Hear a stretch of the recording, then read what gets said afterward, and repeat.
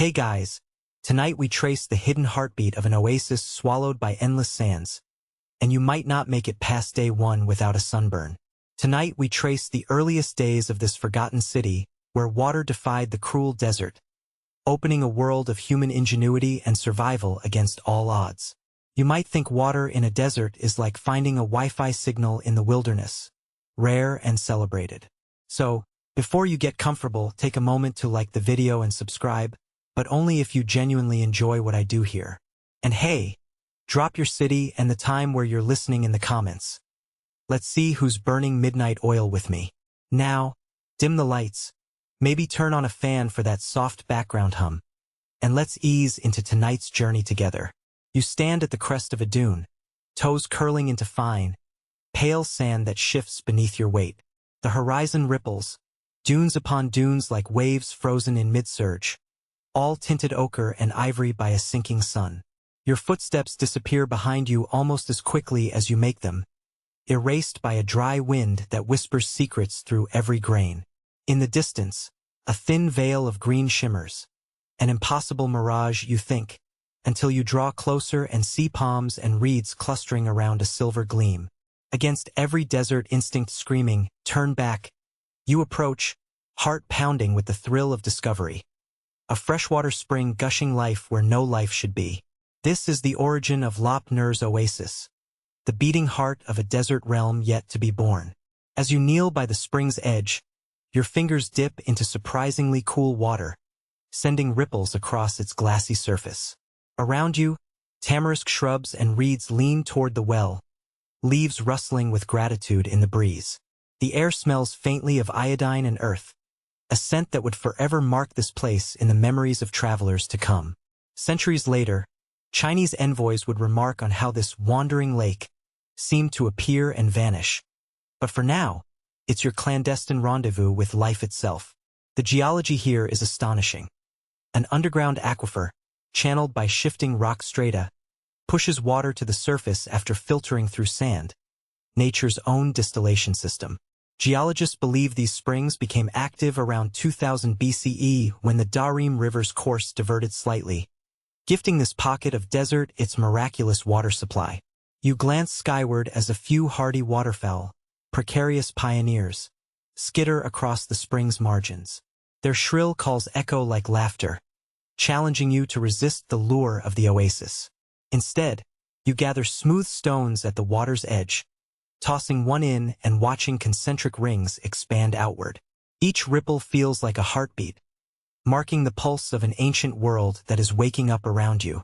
Overhead, constellations flame into existence as day surrenders to night. The staff of desert lore says that skywatchers here mapped the heavens long before imperial astronomers in the east. Historians are still debating whether these early stargazers used simple reed tubes to measure angles or merely eyeballed the bright points. But either way, they laid the groundwork for later Chinese celestial charts. Night deepens. You build a small fire with driftwood and tamarisk branches, their resin lending fragrant smoke that curls toward the stars. You roast a handful of wild dates harvested from nearby palms, small orbs of sticky sweetness that taste sharper under a moonlit sky. It's here, in this circle of light and shadow, that early nomads learned the art of survival. They devised pottery so thin it nearly glowed in the firelight and wove baskets from reeds supple as silk. These people moved with the seasons, guiding their flocks of goats and cattle to water, trading wool and milk for grains and tools hauled in by camel caravans. They were nomads, but tonight you feel a kinship, as if you too are part of their wandering tribe, bound by thirst and curiosity. By the flickering flames, you listen to a strange tale. Donkey milk, they say, makes a surprisingly soothing salve for sun-parched skin. You raise an eyebrow? Donkey milk sounds more like a royal cosmetic than desert medicine. But stories persist that local women mixed warm donkey milk with crushed reed pith, applying it to cracked hands and reddened shoulders. Modern researchers discovered traces of milk fat in clay jars buried near the springs. Wild proof that this quirky remedy wasn't just myth. Who'd have thought a humble donkey could moonlight as a skincare guru? You almost chuckle, imagining a camel mocking a donkey for its new side hustle. Your laughter drifts off as you remember another trade secret of this place. Salt blocks quarried from the drying edges of a shallow lake that sometimes lay beyond the oasis. In lean times, when water receded, crystalline flats would emerge, and locals chipped away fist-sized cubes of salt. They weighed them on scales carved of wood, then wrapped them in cloth before loading them onto camels. To ancient travelers, these precious salt logs were as good as coins, used to preserve meat, season stew, and barter for foreign wares. Salt was life, life was salt. A perfect circle of necessity. This white gold would fuel the Silk Road long before silk itself stole the spotlight. Sunrise arrives with soft violet hues, and you watch as light filters through the palms, illuminating delicate spiderweb veils strung between fronds. Underfoot, the ground is damp with overnight condensation, a subtle reminder that even in a furnace of sand, life finds a way. Around the spring's perimeter, you notice tiny footprints of mongoose and fox, predators drawn by the promise of prey gathering at the water's edge. You bend low, sketching these tracks in the sand with a twig, a little-known fact that the desert's smaller carnivores played a crucial role in balancing the ecosystem, keeping rodent populations in check so that grain stores weren't swept away in clandestine midnight raids. Breaking from animal impressions, you explore what remains of an early mud-brick foundation. The walls, once sturdy and sun-baked, now crumble in blocks softened by wind and rain. You run your palm along an exposed brick, marveling at its uniform size, an engineering choice that suggests a shared building code among emerging desert settlements. Historians are still debating whether these standardized bricks arrived with migrating Indo-European tribes or were independently invented by locals, but either way, they speak to a surprising early cooperation in this harsh frontier. Mud-brick architecture would go on to define cities all along the Silk Road, from Turfan to Kashgar, but here at the origin you sense you're touching the blueprint itself. Pausing by a cluster of reeds, you pick up a shard of pottery etched with a swirling motif in faded red ochre. This fragment whispers of artisans who borrowed patterns from far-flung cultures, Proto-Indo-Iranian designs mingling with motifs more familiar to Bronze Age China. Trade didn't wait for grand empires. It began with a chipped pot slowly spinning on a homemade wheel. Such pottery, scientists have traced, sometimes contains mineral signatures matching clay from hundreds of miles away. That means someone hauled soil across impossibly hot dunes, all in the name of beauty and utility. You feel in awe of the human impulse to create, even when survival is a daily question mark. As midday heat intensifies, you slip into the shade of palm fronds, where dappled light dances on your skin. Here you envision the first crude houses, circular huts walled in mud, roofs lashed with palm mats, floors strewn with dried reeds. A tiny hearth smolders in each, sending up aromatic curls of smoke that repel insects and signal the presence of life to travelers dust-choked from the desert. These dwellings were simple, but effective. Thick walls buffered temperature swings, keeping the interior cool by day and surprisingly warm at night. It's a design so clever that echoes of it still survive in remote villages along the old trade routes. Late afternoon brings distant thunder, a rare promise of rain. The nomads believed such storms were messages from the tamarisk spirits, jealous guardians who demanded respect. You remember the old tale. If travelers sang a respectful hymn to the palms before sunset, the spirits would part the clouds and bless them with water. Sing? You give it a try, voice trembling as you croon a few improvised lines about sand and shade. The wind picks up, grasses sway, but the sky holds fast. Whether it's magic or mere coincidence, you feel connected to every voice that has sung here for millennia. By evening, you head back to the spring, where the water is cooler, more inviting after a day under the sun. You scoop it up in your palms and sip slowly, savoring that pure, unadulterated taste. Carries a hint of minerals, just enough to remind you that every drop once journeyed through rock and soil long before reaching your throat. You consider the ingenuity required to capture this precious gift. Stone-lined channels, reed conduits, simple sluices fashioned from baked clay. Ingenious, resourceful, resilient, these early engineers turned necessity into innovation. As darkness blankets the oasis, you settle atop a sun-warmed rock, gazing skyward as a million stars burst into view. Ancient sky watchers here marked the summer solstice by the way Orion's belt aligned with a distant palm. You wake before dawn, the echo of last night's palm leaf lullaby still humming in your bones. The oasis's water glittered in your dreams, and now you find yourself not by those reeds but standing in a vast courtyard of pale stone columns. Chang'an, the imperial capital of the Han. You blink, your throat dry, and a servant offers you a porcelain cup shaped like a goose's head, brimming with warm millet gruel. You sip slowly, letting the taste anchor you. This is reality, and you are no longer a nomad cradling a reed flask beside a desert spring. You straighten your robe, heart fluttering, as a trumpet sounds from the palace gate. Today the emperor summons you. Emerging through a heavy jade doorway, you step into sunlight so bright it makes you squint. Emperor Wu himself strides toward you, clad in robes of imperial yellow, a silk belt cinched at his waist. His presence is like a mountain, immense, immovable. He beckons you forward.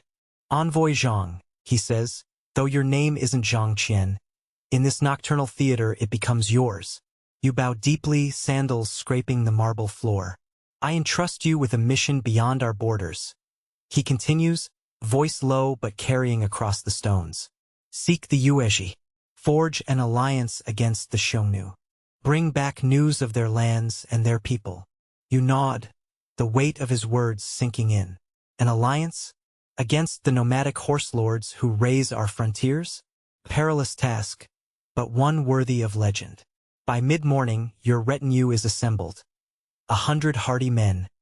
Archers, interpreters, camel drivers, each chosen for skill and loyalty. You check your provisions. Dried meat wrapped in bamboo leaves, sacks of grains, jars of date wine, and small sealed pots containing high-proof sorghum spirits to fend off illness.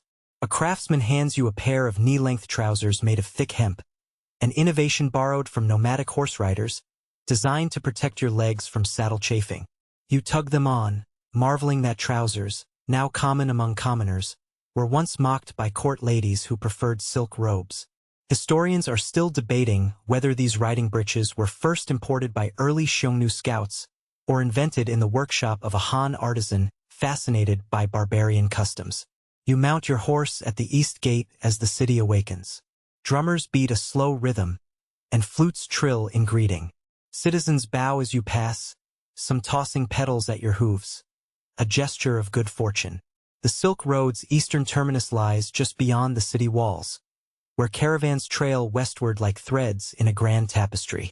You feel a familiar thrill, the same that lured you to that oasis's spring. Only now, you're not crossing dunes for water, you're crossing nations for alliance. Your path follows the Hushy Corridor, a narrow ribbon of arable land flanked by the Chilean mountains to the south and the towering desert ridges to the north. Watercourses from the Tian Shan feed a chain of garrison towns, Wuwei, Zhangye, Zhochuan, each fortified against Xiongnu raids. You halt at Wuwei to replenish camel herds. Here you marvel at the first blood-sweating horses, famed for endurance, offered by local chieftains in tribute to the Han. These horses, known as heavenly steeds, may have originated in the Fergana Valley, though historians are still debating this provenance.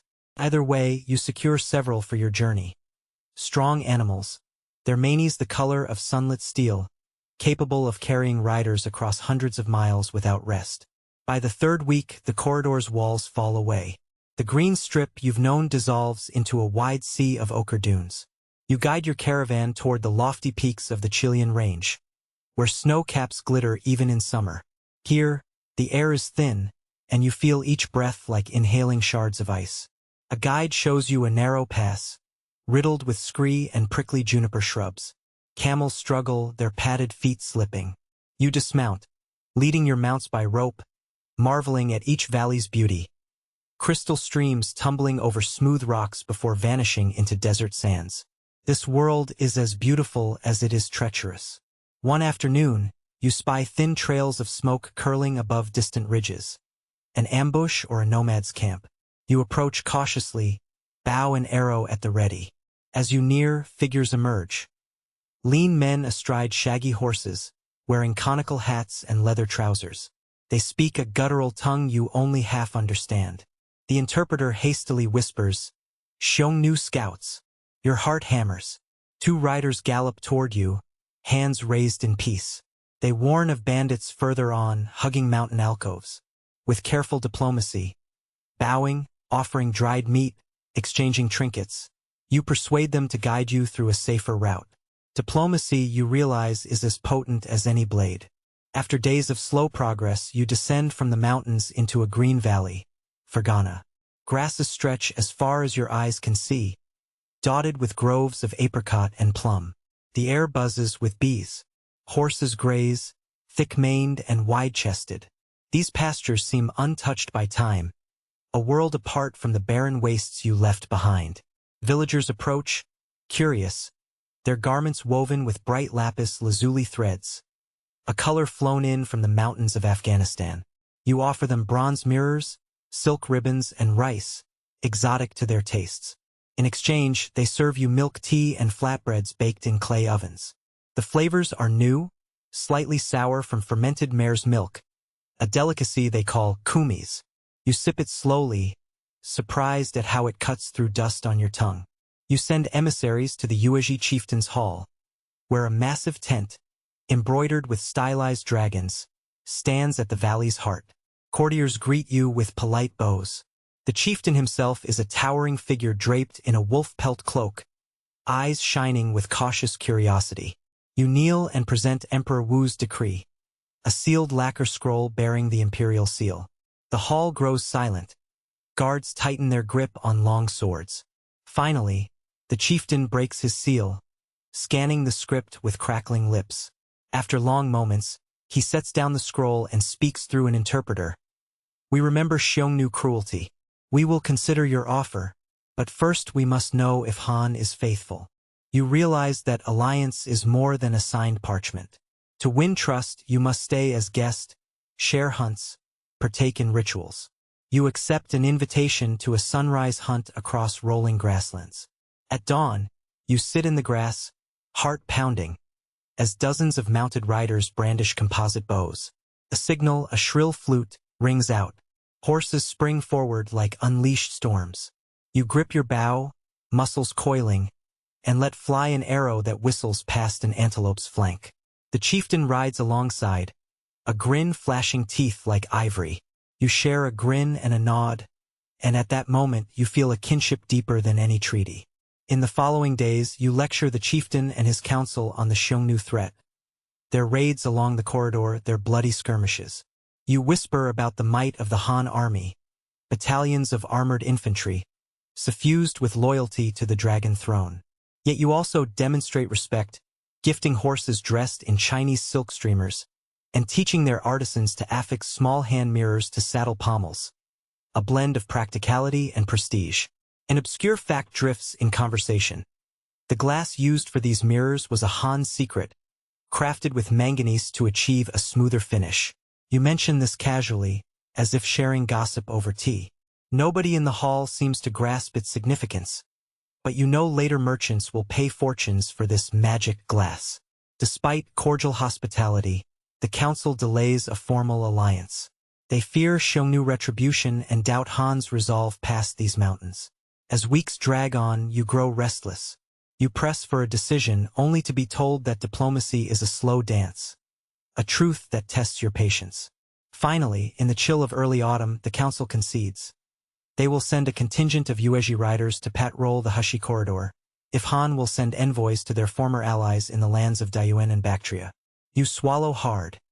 The journey west stretches beyond the edge of all you've known. Historians are still debating whether Zhang Qian ever reached these territories or if his second journey fizzled out in Sogdiana. But tonight, you commit yourself to pressing onward, fueled by parchment promises and the spark of history in your veins. Before you depart, the chieftain presents you with a gift. A small sealed barrel of fermented kumis, its rim capped with beeswax, and a handful of wild walnuts he raved about as food of the gods. You tuck these precious jars into your saddlebags, knowing they'll delight scholars back in Chang'an. You bid farewell to the fireside gatherings under star-flung skies, the crackle of campfires echoing in your memory. You mount your horse as dawn breaks, the valley aflame with rose-gold light, and guide your caravan back toward the Han frontiers. The return trip feels different. Every rock formation, every pass you cross, you've christened with stories and you wake to the clang of wooden mallets and the shouts of laborers stirring before the sun crests the desert ridge. You step from your tent into a haze of dust and hope, where a half-finished earthwork stretches in both directions, a rampart rising from the sand like a giant's spine. This is the newly proclaimed protectorate of the western regions, decreed by Emperor Xian in 60 BCE, and you are here to witness its walls take shape. The air is thick with ambition. Han soldiers, local conscripts, and settlers from across the Middle Kingdom have converged to braid security into the desert's edge. Before you, the future of the Silk Road is being hammered into adobe blocks, layer by meticulous layer. As you walk alongside the rampart, you notice the workers' jerseys. Faded indigo cotton, patched at the elbows. Officers in starched linen robes pace atop the embankment, pointing toward the distant dunes. Every few yards, you see a square foundation, soon to be a beacon tower, its timber frame ready to house flaming signals to warn of Xiongnu raids. Historians are still debating exactly how tall these towers stood. Some accounts claim as much as 40 feet, others suggest they were more modest at 20. But either way, they formed an unbroken chain from this point to the easternmost pillar of Chang'an, lighting up like a string of lanterns in crisis. You crouch to inspect the construction. Soldiers scoop mud and straw into wooden molds, then ram it flat with pestles carved from you. The resulting bricks, each stamped with the imperial seal, dry in the sun for days before being stacked into place. This technique, rammed earth or hangtu, is a Han innovation perfected in the Qin capital some 80 years earlier and now brought far west for the first time. It's efficient, fireproof, and surprisingly durable against wind erosion. A local foreman brags that the walls will stand for centuries. Yet you can't help but wonder if that prophecy will outlast the shifting river channels that first birthed this oasis. Mid-morning heat sends waves across the rampart, and the dust sparkles like gold. You wander toward the gatehouse, where two colossal wooden doors, reinforced with iron bands, are hoisted upright. A pair of sentries wearing leather lamellar armor stand guard, their helmets topped with horsehair plumes dyed red to intimidate attackers. Salty sweat beating on your brow reminds you of the oasis springs behind you. Here at the frontier, water is life, logistics, and politics all at once. You flash a grin at one guard, who responds with a curt nod, enough respect for a foreign observer, but not too much to betray disdain for outsiders. You pass through the gate into a bustling compound. Rows of single-room barracks line a broad avenue, their earthen walls plastered smooth and painted with a pale lime wash that gleams in daylight. Between the quarters stretch numbered plots of land, each allocated to a veteran soldier-turned-settler. The policy is straightforward: defend the frontier by planting families on it. These settlers tend terraced fields irrigated by canals tapped from an ancient branch of the Darim River. You watch a scribe tallying rations and land deeds beneath a date palm canopy. Details bureaucrats worship as much as generals marvel at their troops' courage. At midday, you join a small gathering beneath a latticed pavilion, where local elders and Han officials negotiate payment for labor. A translator recites terms in a language you barely recognize. Columns of syllables punctuated by rolling KH sounds. The deal is curious. Tribal workers receive not only grain and silk but also a peculiar entitlement to 40 days of tax exemption each year, a concession meant to smooth relations. Obscure though it may seem, this policy later gave rise to legal disputes in Chang'an, when descendants argued over whether their forebears paid imperial levies. You scribble this detail in your notebook, thinking, only in the farthest reaches of empire do such wrinkles emerge. Post-lunch, you climb a wooden scaffold to observe the city's central fortress. Below you lies an octagonal citadel ringed by a glacis, a sloping earth ramp topped with sharpened stakes. Guard stations cluster on each corner, flagged with crimson banners bearing the character Hu, protect. This citadel will house the Protector General, the supreme commander of these western regions. He's rumored to be a decorated veteran who once drove Xiongnu raiders from the Lus Plateau. But whispers suggest he's also rigid and unyielding, traits fitting for a commander tasked with civil administration and military oversight in one role. Historians are still debating whether the Protector General's dual authority ultimately strengthened Han control or bred resentment among locals and Han alike. Descending from the scaffold, you stroll past workshops where artisans craft weapons and tools. Blacksmiths hammer iron arrowheads and spear tips on portable forges. A potter shapes clay vessels destined to store lamp oil, millet beer, or precious fermented mare's milk. Here's your quirky nugget. According to a dusty account scribbled by a long-forgotten clerk, the initial batch of stirrups delivered from the capital was missing one crucial piece. No foot support, forcing mounted scouts to balance precariously until local carpenters improvised wooden planks bound to their stirrups with rawhide. It's a small blunder, but one that left more than a few riders bruised and grumbling. As afternoon advances, you venture outside the ramparts to survey the civilian quarter. Streets are laid out in a grid, an echo of Chang'an's grand design. Yet the lanes quickly narrow, hemmed by mud-brick shrines to distant deities. You notice a tiny temple painted bright teal, dedicated to a wind spirit worshipped by local nomads. Worshippers leave offerings of millet and goat cheese beside a carved stone pillar, an act officially frowned upon by Han ritualists but tacitly tolerated to keep the peace. This mosaic of beliefs, you realize, is emblematic of the Protectorate's early years. A blend of imperial order, tribal customs, and foreign influences vying for a foothold. You pause at the edge of a field where farmers plant rows of millet and barley.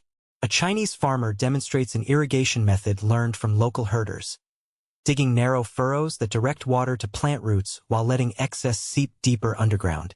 It's a clever technique that conserves water, essential here where the Darim's tributaries trickle unpredictably. You lean in to examine the furrows and spot tiny tunnels in the soil, evidence of desert gerbils, whose burrowing helped aerate the earth, improving soil fertility. It's a little-known ecological partnership, one that today's agricultural treatises scarcely mention. By late afternoon, a messenger gallops in from the east. His horse is lathered, nostrils flared, pack tattered. He hands you a sealed dispatch bearing the imperial dragon seal. With trembling fingers, you break the wax and unfurl the scroll. Emperor Xian orders construction of a secondary wall 5 li to the north, to guard against a newly discovered pass favored by marauders. The directive is clear: expansion at all costs. You swallow, thinking of the men whose backs will straighten with this news, the ones who will push wheelbarrows of sand and straw until the sun sets again. You wonder how many walls this place will need before the desert yields. Twilight finds you atop the beacon tower nearest the pass. A crude ladder leads to a platform where soldiers stoke a brazier fed by bundles of driftwood and dried reeds. You shiver as they pile on wisps of oily pitch, sending plumes of black smoke into the dusk. Soon, the brazier flares, lighting a signal visible for miles like a distant star. Below, you spot the lanterns of ground patrols forming a mesh of lights across the landscape. Every ember in that fire feels like a promise. We will endure, we will resist, we will hold this land for empire and trade alike. As darkness envelopes the Protectorate, you descend the tower and walk the rampart by torchlight. Shadows dance on the earthen walls, and you glimpse the silhouettes of sentries pumping water from an underground well to douse stove-heated bricks, strengthening them against cracks. The ritual of maintenance is endless here.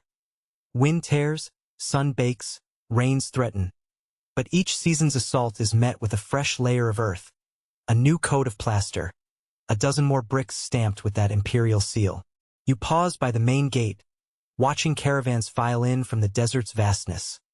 Laden with jade, antler, and horses, traders negotiate tolls with fortress clerks, and porters unload sacks of muslin and bronze coin destined for markets further west. The hum of commerce feels like the lifeblood of this place. Beats that echo in every room, every workshop, every heart committed to a wall that marches across dunes. In your tent under a rustling canopy of goatskin, you pen your report. Dates, dimensions, manpower, supplies. You note the governor's name, the Protector General's rank, even the daily ration of millet porridge handed to conscripts. 2 heaped bowls, enough to keep hunger at bay but never enough to silence complaints. You mention the contested question of whether the Protectorate's civilian administration should override tribal councils, a debate destined to shape policies back in the capital. and you tuck in that curious anecdote about the stirrups. Proof that even grand empires stumble on small oversights. Finally, you extinguish your lantern and settle onto your padded mat. Outside, a gentle breeze carries you step through the narrow archway of the market gate and immediately feel the pulse of 1,000 lives converging in this desert crossroads. Camel bells tinkle like distant laughter, each chime echoing against sun-baked walls. Traders shout their wares in a dozen tongues. Chinese, Sogdian, Tocharian, even the guttural notes of Xiongnu tongues drifting over the din. You weave between stalls draped with bolts of silk that billow like colorful sails in a soft breeze. Dust dances in golden shafts of sunlight, illuminating floating motes like fireflies in the midday glare. Here, the air tastes of cumin and honey, stirred by the ceaseless foot traffic of merchants, soldiers, pilgrims, and wanderers, all seeking profit, sustenance, or a story to carry home. You inhale deeply and pick a path toward a stall shaded by a palm-woven canopy. Beneath it, a matron in faded indigo robes arranges rows of dates so plump they gleam like polished amber. She offers you one on a slender reed skewer. You bite in. The flesh is tender, a perfect marriage of sweetness and chew. It's said that the best dates come from groves irrigated by floodwaters once a decade, but historians are still debating whether the optimal harvest cycle was 3 years or 5, based on shifting river silt patterns. Either way, these dates melt on your tongue like desert sunshine. You swallow, and a bead of sweat trails down your temple, reminding you that even sweetness can sting in this furnace. Just beyond the date stall, you spot a merchant peddling salt cakes, hardened discs hewn from the lakebed beyond the oasis. He taps one with a metal mallet. It cracks crisply, unleashing the sharp, briny scent that fuels every caravan's survival. Salt in these parts is as prized as gold, for it preserves meat, cures wounds, and bolsters morale on scorching treks. A little-known fact: some traders carve tiny animal figures, foxes, goats, even dragons, into salt cakes as tokens of good luck. You reach out and run your finger along the carved lines, imagining the artisan's hand at work. It's a whimsical twist on necessity, reminding you that even in commerce, creativity finds space to bloom. The market lane opens onto a bustling square where camel caravans park in neat rows. You pause to observe a string of beasts lounging in the shade, their humps swaying with each breath. Drivers braid fresh straw into their manes to ward off heat, and loop bell ropes around their necks so each step sings out over the crowd. One camel waffles and shifts, sending a small cloud of dust into the air. You crouch to meet its eye, dark, patient, and inscrutable. A guide tells you that these ships of the desert could carry over 200 pounds of cargo and traverse 50 miles a day. Such endurance made them indispensable, yet historians still debate whether the initial domestication occurred closer to the Nile or the Arabian Peninsula. From the camels you drift toward a section of tents where spices are sold in pyramids of woven baskets. Cumin seeds resemble tiny boat hulls, caraway curls look like miniature horns, and bright saffron threads flare like embers in the sun. You cup your hand and breathe in the heady melange, an olfactory map of empires, from Indian pepper gardens to Mediterranean fields. A playful vendor flicks a saffron thread between his fingers, challenging you. Name its origin, and I'll have the price. You squint at the spice as if peering through a magnifying glass. The scent hints of hay and honey, betraying a Kashmiri root.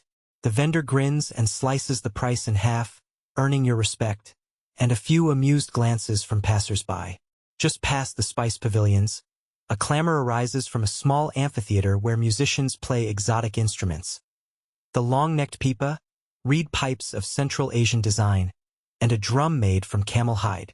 You drift closer to the sound, toes tapping in time. Dancers in swirling skirts spin like desert mirages, their anklets jingling like distant thunder. You feel lightheaded as the music carries you into a trance. A reminder that markets are not mere exchanges of goods, but also of culture, celebration, and shared humanity.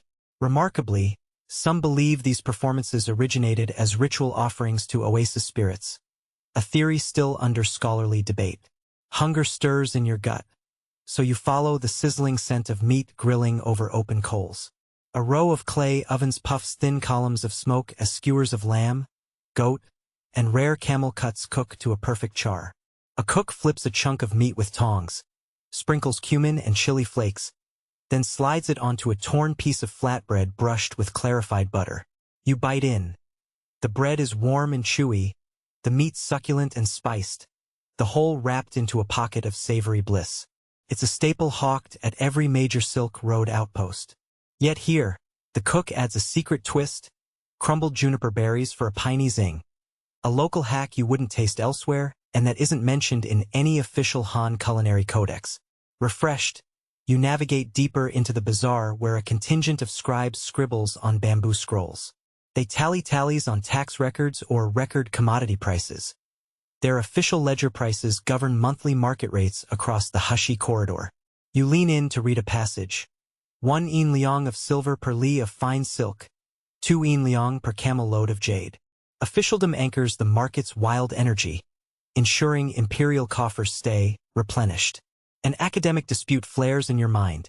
Did fixed tax rates stifle local commerce or provide much-needed stability? Historians are still debating this question. At the very heart of the square, you find a cluster of jewelers displaying amulets of carnelian, lapis lazuli, and jade. Necklaces glint in the sun, each bead polished to liquid smoothness. One craftsman, whose forearms ripple like coiled serpents, carves an intricate dragon motif into a single jade pendant. You watch as he presses a tiny steel burin into the stone, coaxing out millimeter-fine details. A whispered rumor. This particular style first emerged in Bactria and traveled east via Saka artisans, though some claim indigenous craftsmen invented it independently. Either way, the result is breathtaking, and you feel a frisson as you clasp the pendant in your palm. Moving on, you encounter a copperware merchant peddling cauldrons, pitchers, and cooking pots. Each piece is hammered by hand, its surface patterned with concentric rings that catch the light. You lift a small brazier, perfect for keeping stews warm at night, and note the maker's mark etched on its base. A pair of crossed hammers beneath a crescent moon. The craftsman tells you this hallmark signifies a workshop licensed by the Protectorate, a seal essential for reputation. An obscure note, copper alloys here often included trace amounts of tin imported from Anatolia, detectable by modern analysis. This microdetail reveals trade networks that swirl farther west than most realize. You weave through an alley where booksellers display scrolls wrapped in silk ribbons. You gingerly unroll one on papyrus imported from regions near Parthia, its characters elegantly looping across the surface. These scrolls contain medical treatises, mathematical tables, and even star charts. It's remarkable to see knowledge traveling alongside silk and spices. Yet you also spy Chinese calendars annotated with Tocharian translations, a bilingual manuscript that hints at broader literacy than official records suggest. Scholars are still debating how widespread literacy was among merchant classes, but here in this market, evidence seems to argue for a literate elite in constant exchange of ideas. Pushing onward, you reach a section where animal hides are traded. Strips of suede, hides of mountain goat, and even the furs of desert foxes hang from wooden racks. A tanner runs his fingers along a soft Napa hide, explaining how he treats skins with crushed pistachio shells and desert herbs to ward off pests. You run your hand over a hide skirt, marveling at its suppleness. The scent is earthy, a whisper of wind-scoured hills.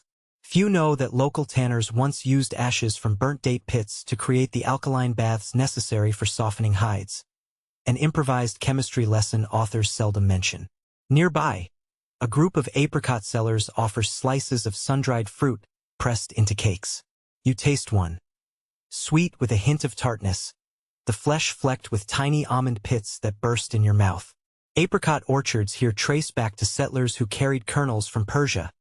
Legends claim they first arrived as royal gifts. Modern botanists have traced genetic markers confirming this Persian origin, but some argue wild local varieties interbred centuries ago, creating unique cultivars lost to time. You ponder this debate while chewing, realizing that every morsel carries history. Beyond the food stalls, a humble apothecary lays out jars of powdered minerals and potted herbs. He offers you a sip of a bitter infusion made from myrobalan fruit, supposed to ease digestion on long journeys. You wince at the taste but nod politely. He proudly shows you a leather-bound compendium listing over 40 herbal remedies used along the Silk Road. One curious entry describes you break camp before dawn, breathing in a chill that already promises another searing day under the desert sun. Packing the last of your satchel's remnants, a pouch of apricot cakes and a flask of camel milk. You step onto the winding track that has become the lifeline of empires, the artery we call the Silk Road. Before you stretches a procession of laden camels, their padded feet pressing grooves into the firm sand, each beast yoked beneath wooden saddlebows heaped with the world's most coveted wares. As you fall into the caravan's rhythm, the scene feels less like a trade route and more like a living tapestry, woven from every human pulse across continents. By first light, you take stock of the caravan's composition. 40 camels in the main line, each bearing roughly 200 pounds of cargo. A dozen mounted guards brandishing composite bows fletched with goose feathers, and a cadre of scribes and clerks riding donkeys, their bamboo scroll cases clattering softly against fur. Ahead, the caravan leader, Wei Sheng, signals the pace. A deliberate 20 miles per day, timed to coincide with midday shade at the Oasis outposts. These way stations, state-managed relay posts placed every 30 li, are stocked with fresh horses, fodder, and a modest supply of grain and salted meat. It's an imperial network of astounding precision, rivaling the most advanced logistics Rome will ever attempt. Without it, silk would rot in the desert, and spices would spoil before tasting. But thanks to Han foresight, steady commerce becomes as reliable as sunrise. As the sun climbs, you notice subtle rituals marking life on this golden artery. A pair of guards halts at a dusty well, lowering a bucket to drink cold groundwater. One offers you a reed-filtered sip, bracing your tongue against the earth-tinged flavor. This water, drawn from a hidden spring fed by distant mountains, sustains caravans for dozens of miles. Without it, no merchant would risk the journey. Obscure though it may seem, historians are still debating whether these wells were first dug under local Oasis engineers or imposed by Han surveyors in an act of administrative overreach. Either way, they stand as lifelines in a sea of sand. Ahead, you glimpse a beacon tower, a squat structure of rammed earth rising 10 feet above the dunes, its platform crowned by a brazier. At night, fires here signal safe passage or warn of raiders. During the day, watchposts scan horizons for swirling dust columns that might signal approaching caravans, or Xiongnu raiders bent on plunder. An unheralded fact, many of these towers were built using recycled bricks from older fortresses further east, their imperial seals erased under layers of plaster. It's a quiet reuse of resources that speaks to Han pragmatism and the desert's endless appetite for rebuilding itself. The caravan threads through a rocky defile where salt veins glitter in the canyon walls. Here, local tribes have carved a toll station into the rock face, funneling travelers through a narrow gate. A merchant steps forward with a 6-inch salt cake, honed into the likeness of a goat, and places it on a scale. The weight comes out, 10 liang of silver. You watch the exchange, noting how salt functions as imperial currency in these parts.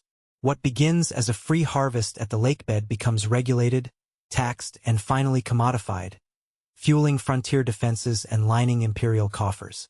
Scholars are still arguing whether this salt monopoly undermined traditional pastoral economies or was a necessary bulwark against banditry.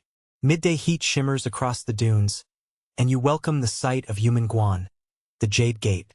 Its twin arches of white limestone emerge like a vision, carved with dragons locked in combat and phoenixes spreading their wings. You pass beneath, feeling a symbolic boundary shift. East lies the Middle Kingdom, west stretches the unknown. You pause to measure its dimensions, 20 feet high, 15 across, deep enough to admit laden camels in single file. This gate is both monument and waypoint, a reminder that long before the Roman roads, the Han constructed lasting symbols of connection. Beyond the Jade Gate, verdant fields appear, small patches of barley and millet, nourished by canals fed from snows melting in the distant Chilean peaks. You walk the edge of one canal, noticing tiny burrows dotting the levee. A wrinkled farmer explains these mounds belong to desert gerbils whose tunneling aerates the soil, improving fertility. In return, the farmers leave small plots fallow to sustain the creature's habitat. A little-known ecological partnership that quietly bolsters crop yields. You dip your hand into the canal water and let it trickle over your fingers. Cold relief in a land defined by extremes. In the afternoon glare, you meet a Sogdian merchant named Mirza. His robes a riot of crimson and turquoise. He presents you with a velvet pouch of saffron from Kashgar, its threads slender as silk and pungent as sunrise. He swears it can tint an entire pot of rice gold with just a pinch. Beside him, an Indian trader offers black peppercorns so coarse they rattle like marbles. You taste one.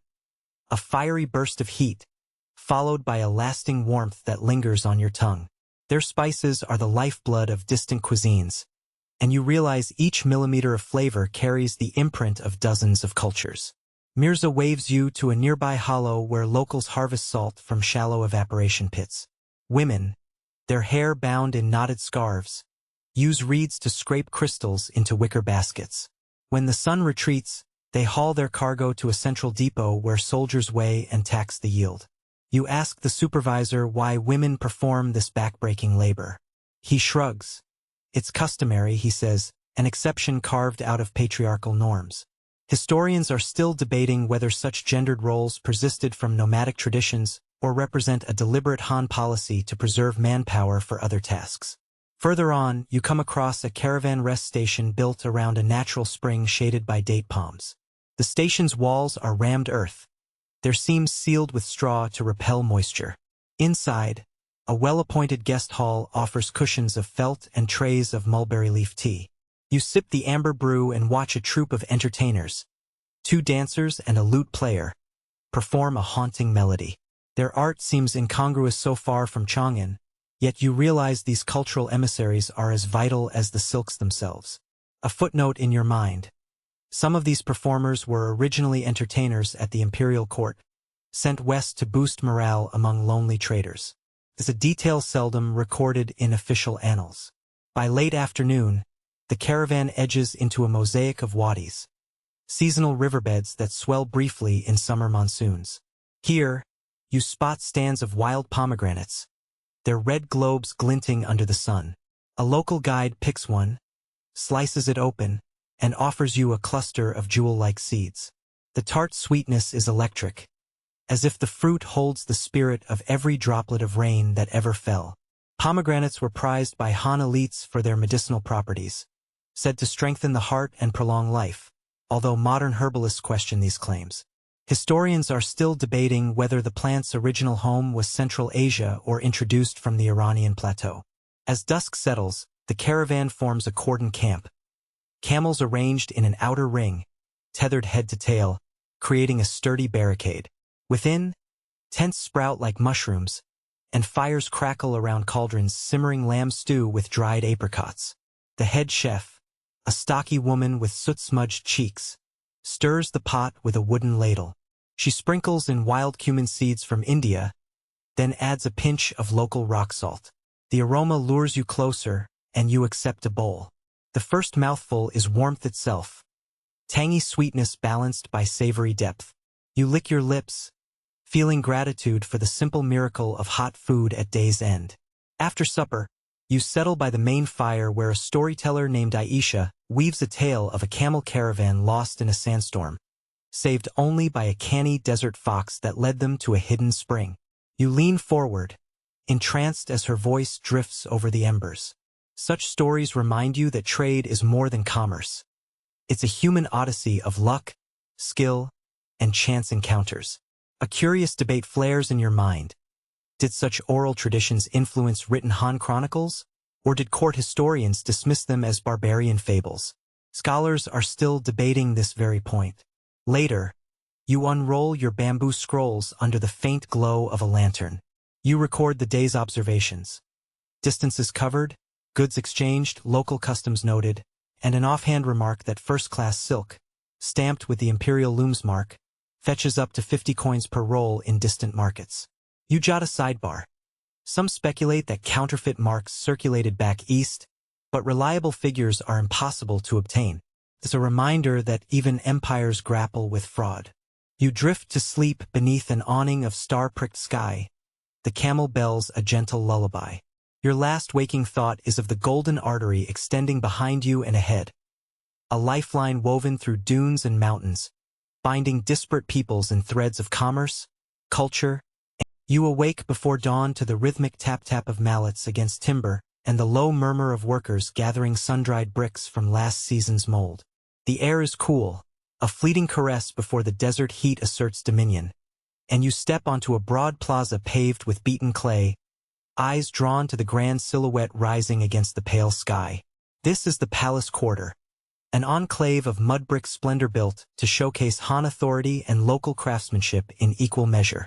You feel as if you've stumbled into an ancient fairy tale, where walls glow gold in the first light and towers reach for the heavens. You begin at the outer gate, a soaring portal framed by thick adobe buttresses. Its twin doors of cedar, bound with bronze fittings, bear embossed dragons entwined in battle, symbols of imperial power meant to intimidate and to impress. You press your palm to the cool wood and feel the carved scales beneath your fingertips, each one meticulously formed by artisans who learned their craft in Chang'an's workshops. It's a mainstream marvel of Han architectural technique. Rammed earth cores faced with fired bricks and coated in lime plaster, granting both durability and a smooth finish that repelled rain and salt winds alike. Passing through, you step into a forecourt dotted with date palms and planted with lotus ponds. An oasis within an oasis. You pause beside a pond so still it reflects the palace facade like polished bronze. Carp glide beneath the water lilies, their scales flashing iridescent as they weave between roots. A sign nearby indicates lotus rhizomes transplanted from the lower Yangtze, an obscure but deliberate import to evoke imperial gardens hundreds of miles east. Historians are still debating whether these transplants succeeded because of microclimate manipulation or due to ingenious shading structures erected by local gardeners. But either way, the effect is hauntingly beautiful. Guided by a mounted attendant, you ascend a flight of wide steps into the central hall. Inside, pillars of baked brick rise 20 feet, their surfaces painted with swirling clouds and soaring cranes, symbols of longevity and transcendence. The rafters overhead are carved from poplar beams, lacquered crimson, and bound with woven reeds to cushion against tremors. You trail your hand along a carved bracket, noting how each curve blends structural integrity with aesthetic flourish. Such bracket arm designs originated in Qin palaces but reached their zenith here, adapted to withstand occasional desert quakes that tremble through the Darim Basin. At the hall's heart sits a raised dais where the Protector General, both military commander and civil governor, would preside. You imagine him, robe flowing, sandals dust crisped, gazing from this vantage at ceremonies, hearings, and banquets. The dais floor is inlaid with glazed tile mosaics depicting mythic dragons in chase of flaming pearls. This glazed tile work, you learn, employed lead-based glazes imported from central workshops in Luoyang, a little-known fact that reveals early chemical trade routes. Han glaziers shipped raw minerals westward, just as they received jade and lapis from the sands. Moving deeper, you enter a series of private chambers, elongated rooms arranged in a linear sequence, each separated by lattice screens carved from tamarisk wood. These screens cast dappled light across mosaic floors of river pebble insets forming intricate patterns. Stylized waves, lotus blooms, and frontier motifs like running gazelles. As you tread softly, you realize the floor's design echoes the palace's function. Containment and flow, security and grace, all fused in a controlled choreography of space. In one chamber, you pause beside a low platform draped with silk cushions embroidered in gold thread. On a small lacquered table rests an incense burner of bronze, shaped like a phoenix. You watch as the attendant lights tiny pellets of sandalwood resin, an ingredient brought by sea routes to Guangzhou, then carried north and west. The fragrance fills the chamber with sweet smoke, intended to calm the mind and honor deities of the desert winds. An obscure tidbit. Some attendants mixed crushed pearl powder into the resin for a subtle shimmer in the smoke, a luxurious touch mentioned only in buried diary fragments unearthed near Dunhuang. You continue through a labyrinth of corridors lined with murals. Each fresco depicts daily life, shepherds tending herds beneath snow-tipped peaks, ladies of the court drinking perfume water, soldiers drilling with bows under officers' supervision. The pigments are astonishingly vivid. Cinnabar red, azurite blue, and a rare yellow ochre derived from lust deposits nearby. Historians are still debating whether these pigments were locally sourced or shipped from imperial mines east of the Taihang Mountains. But the result is a vibrant panorama that was meant to awe every visitor. Emerging into a sunlit courtyard, you find yourself surrounded by 3 ancillary pavilions arranged in a U-shape. These housed administrative offices, guest quarters, and storerooms. You peek through a window of woven lattice and glimpse scroll-lined shelves, records of taxes, tribute, and local petitions. A clerk, quill in hand, consults a bamboo tally stick. It's from here that policies governing silk exports and salt taxation were enforced. A reminder that palaces are not mere showpieces but engines of governance. You scribble in your notebook. Palatial grandeur conceals the cogs of bureaucracy. Turning to the last pavilion, you step into a sunken garden enclosed by 8-foot walls of stuccoed mud. A rectangular pool lies at its center, fed by underground springs piped through clay conduits. Lotus and iris float on the surface, while reeds line the edges. Outside the pool's earthen embankment, citrus trees, introduced from Sichuan, bear fruit heavy with fragrance. The attendant passes you a slice of bitter orange. Its rind tough but the juice surprising sweet. A local farmer tells you that the microclimate created by the palace walls traps do overnight, protecting these trees from frost. A little-known agrarian trick that enabled exotic orchards to thrive so far west. In the northwest corner, a stepped platform supports a circular pavilion known as the Stargazer's Nook. You climb timber stairs to find a domed roof pierced by an oculus directly above.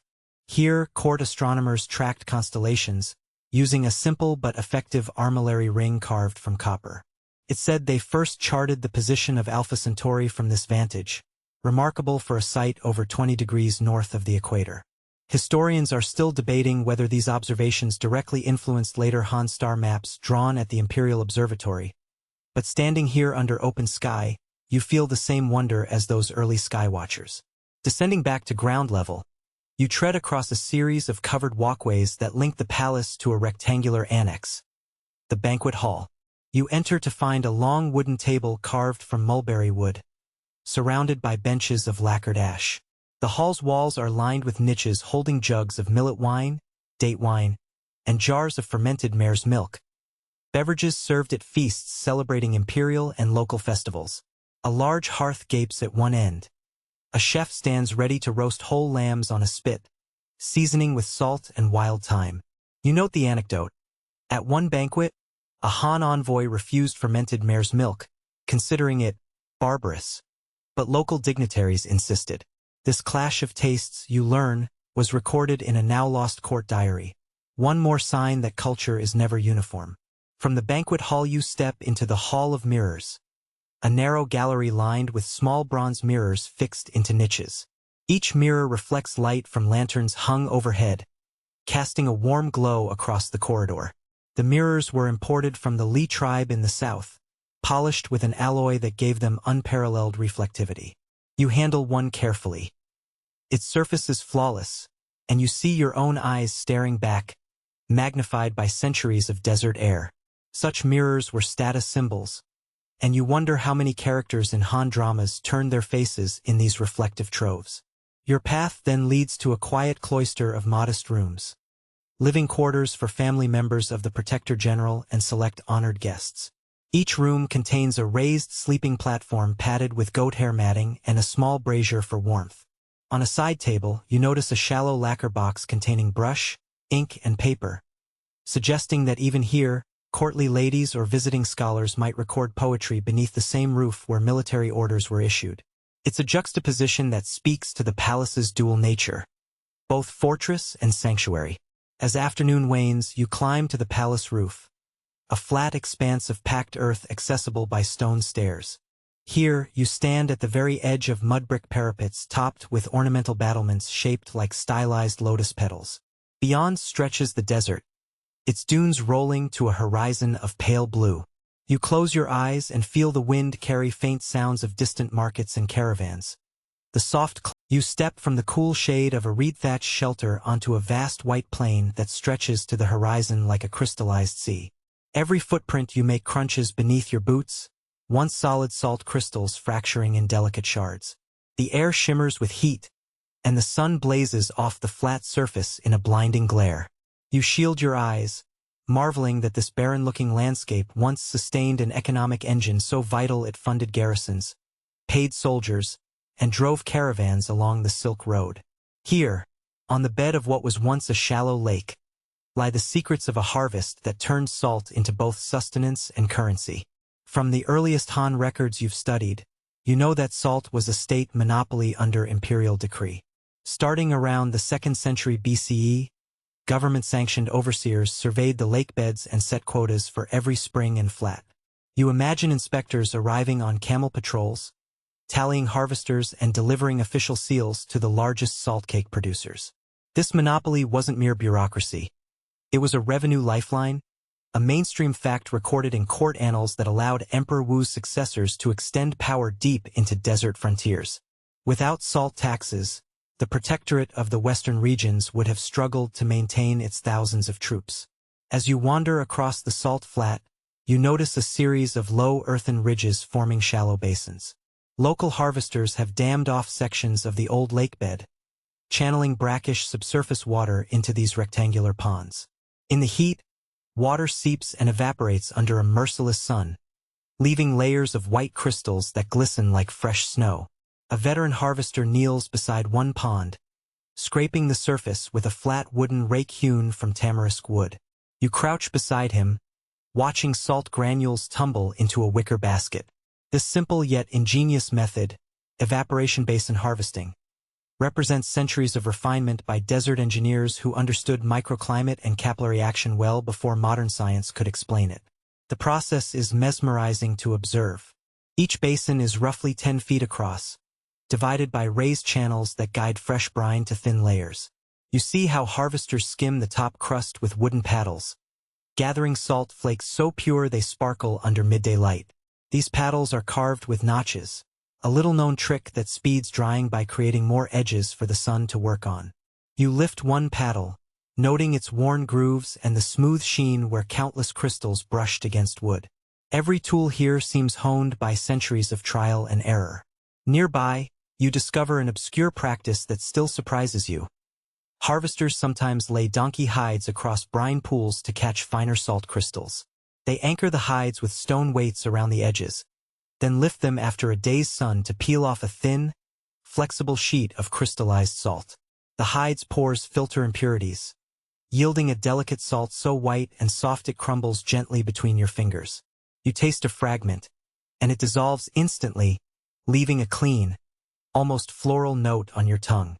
You tuck the memory of that unique texture away, knowing that few travelers ever learn of this secret niche method. The salt harvest here isn't just about extraction. It's also a sacred rite. You notice a small shrine of mud and reeds at the flat's edge, adorned with date palm fronds and clay lamps. Harvesters toss tiny salt shards into a shallow bowl as offerings to the lake spirit, an old goddess who, they say, controls the ebb and flow of brine beneath your feet. Before the first rake scrape of dawn, they chant a prayer of thanks and request a prosperous yield. You listen to their soft incantations, the words floating across the flats like a gentle breeze.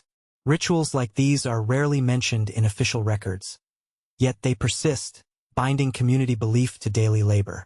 You join a group of workers carrying baskets piled high with salt blocks to a nearby sorting area. The heat radiates off the plain, and your shirt sticks to your skin with sweat. Women from local tribes walk beside you, balancing woven trays of tiny salt crystals on their heads, their arms adorned with silver bangles that tinkle in time with each step. You ask one of them about her role. She smiles, adjusting her load, and explains that women often handle the initial washing of crystals, rinsing away mud and impurities in a small canal before the salt is left to dry again. This division of labor, she tells you, ensures consistency in quality and speeds the overall process. In the sorting yard, men weigh each block on wooden beam balances hung from palm-woven frames. You watch as they use chunks of charcoal for weight markers, an ingenious local hack that substitutes for standardized metal measures. A standard salt block here is roughly the size of a man's palm and weighs about 4 liang. You hold one in your hands, rough-edged, tinged with pale pink where trace minerals cling. It feels remarkably heavy, as if it carries the weight of every footstep you took across these flats. Salt, you realize, was once as valuable as silver. Chamberlain accounts compare its worth to that of rare silk, and merchants used it to pay for supplies, tolls, and even dowries. You picture the red seal struck on salt cake bundles to certify them for trade, imperial marks that guaranteed authenticity. But not everyone played by the rules. You remember reading about clandestine tunnels bored beneath the flats, used by smugglers moving untaxed salt to Persian traders. Historians are still debating this question. Did small-scale smuggling significantly undermine the government monopoly, or were such operations too risky and isolated to matter? Either way, the possibility adds an undercurrent of intrigue to every crust you brush aside. Accompanying you is an elderly scribe who records harvest yields in a bamboo ledger. He counts crates of salt and notes them with delicate strokes. Characters for months, days, weight.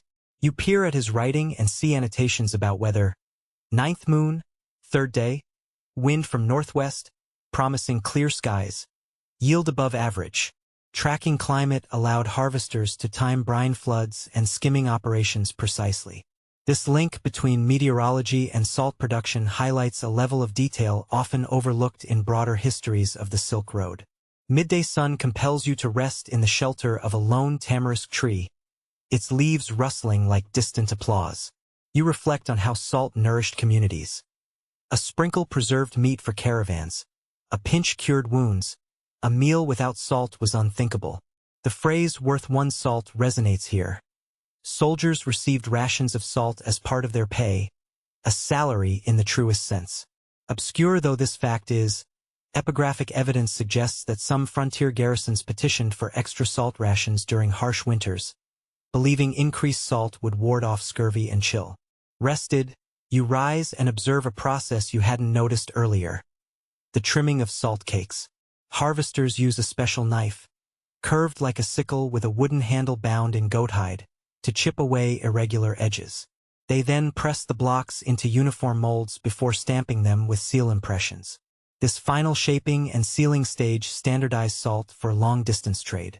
You hold a freshly stamped cake and feel the raised characters impress beneath your fingertips. Han Protectorate, Western Regions. It's a branding exercise centuries old. You follow a laden camel train as it arrives to collect sacks of the refined salt. Camels kneel on salt-encrusted ground, and handlers sling baskets onto their backs using woven straps. You notice the way handlers cushion baskets with folded cloth, preventing crystals from jostling too much, and thus slowing erosion of the precious cargo. Such attention to detail ensures traders earn full value at distant markets. A minor oversight here, you think, and thousands of li away merchants would curse lost crystals. As afternoon gives way to early evening, you climb onto a low platform overlooking the flats. The setting sun ignites the salt crust in a blaze of rose and gold, turning the world beneath you into a shimmering expanse of living light. You lean on the railing, breathing the dry, mineral-tinged air, and study the grid of basins stretching out like a giant patchwork quilt. Each patch represents human negotiation with nature, an effort to capture what the land offers with minimal waste. Your scribe points out differences between this site and other salt works further east. Here, the lakebed's gentle slope allows gravity to feed brine into the basins, whereas other flats required manual pumping. This ecological nuance dictated everything from basin size to harvest frequency. You scribble notes, gravity feed versus pump feed, impact on labor distribution, knowing that such granular observations often escape sweeping histories. Nearby, a small group of elders conducts evening prayers, sprinkling salt around the shrine's base and chanting blessings for next season's yield. You join them, letting a few crystals slip through your fingers as an offering. In this ritual, salt becomes more than a commodity. It becomes a bridge between the tangible and the spiritual. Night descends suddenly, and lantern light flickers in the sorting yard. You wander among stacked blocks, their edges glowing softly under oil lamps. A foreman invites you to sample salt-preserved apricots. You slip through a narrow alley at dawn, the air still cool after last night's sandstorm. Mud brick walls on either side bear painted emblems, crimson crescents for one clan, emerald palm fronds for another, each marking territory in this desert mosaic. You instinctively lift your hand when you pass beneath an overhanging beam carved with the symbol of the thirstily clan, a stylized mountain goat, its horns curling like desert dunes. A sentry nods, letting you continue toward the city's central canal, where water disputes flare hotter than midday sun. Here, at the canal's headgate, the thirstily and woosher clans meet each morning to negotiate their allotments. You arrive just as Elder Ma of the thirstily clan, wrapped in a robe dyed with pomegranate rind, raises his staff and calls for order. His counterpart, Elder Zhang of the woosher, stands opposite, leather sandals caked with mud from last night's canal repairs. You settle onto a stone bench carved with lotus petals, ready to witness the ancient dance of clan rivalry and alliance that keeps this oasis alive. Elder Ma clears his throat. Last week's flooding narrowed the canal, he announces. The thirstily share of the water dropped by 2 sure. A murmur ripples through the gathered crowd. Some lean forward, eager for blame. Others glance at the distant spring, its silver ribbon barely visible beneath the dawn haze. Elder Zhang raises one hand. We diverted water to our fields only after the storm, he replies. The woosher suffered losses too. Our sesame crops sank in salt water. Around you, farmers frown, their sown seeds pressed into briny puddles. The air fills with tension thicker than the morning mist. You recall the mainstream fact. During the Han era, regional water rights were codified in official documents, enforced by protectorate magistrates stationed here, an early example of written hydraulic law. But beneath the imperial statutes, local clans have long settled disputes through custom rather than court. Today they follow the edicts of the Canal Code, a clay tablet kept in the magistrate's hall, yet they resolve most issues at this very headgate. The woosher argue that sediment shifts, natural movements of silt, caused the drop, not deliberate diversion. Elder Ma counters that the woosher diverted too much, and they refuse to repair the eastern bank as promised last season.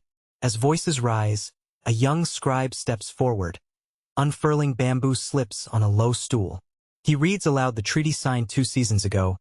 Each clan, thirstily, woosher, and neighboring Ao, shall maintain 2 gen of canal each month, and shall not exceed allotted shares or face levy of fines paid in salt cakes. You squint at the characters, noting the date, Year of the Water Tiger. That treaty, came after a year of fierce conflict that nearly shut down the oasis. Historians are still debating this question. Was that turmoil driven by genuine resource scarcity or by political machinations of an outsider faction seeking to weaken Han control? The scroll is ambiguous. The scribe's reading ends. Elder Zhang slaps his staff against the ground. We demand that the thirstily repair the breach on the eastern embankment within 3 days, or the woosher will divert necessary repairs to our lands. The murmurs swell. You sense alliances shifting like dunes.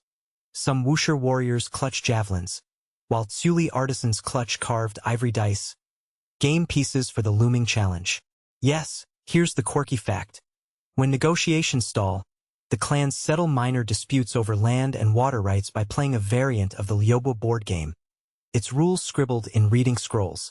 Victory grants the winner the right to claim an extra half-share of water that day.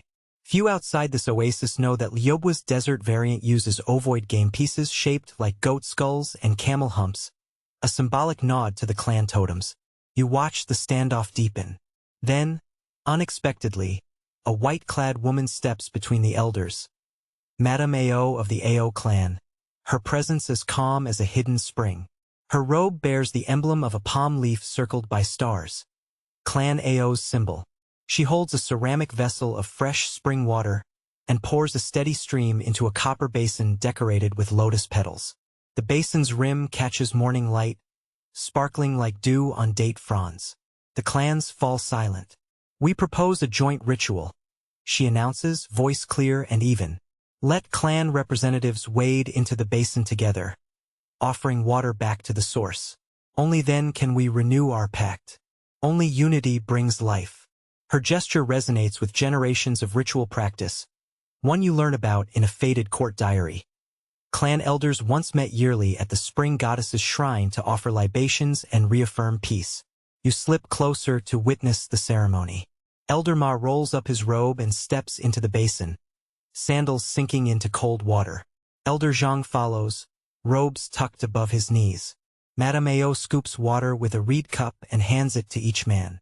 They pour the liquid before them onto the dusty ground, eyes lowered. A hush envelopes the crowd, broken only by the trickle of water splashing at their feet.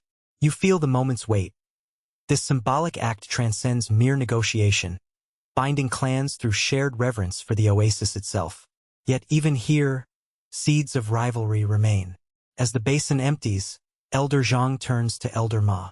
"Let the thirstily repair their embankment by daybreak," he says, the edge of challenge in his tone.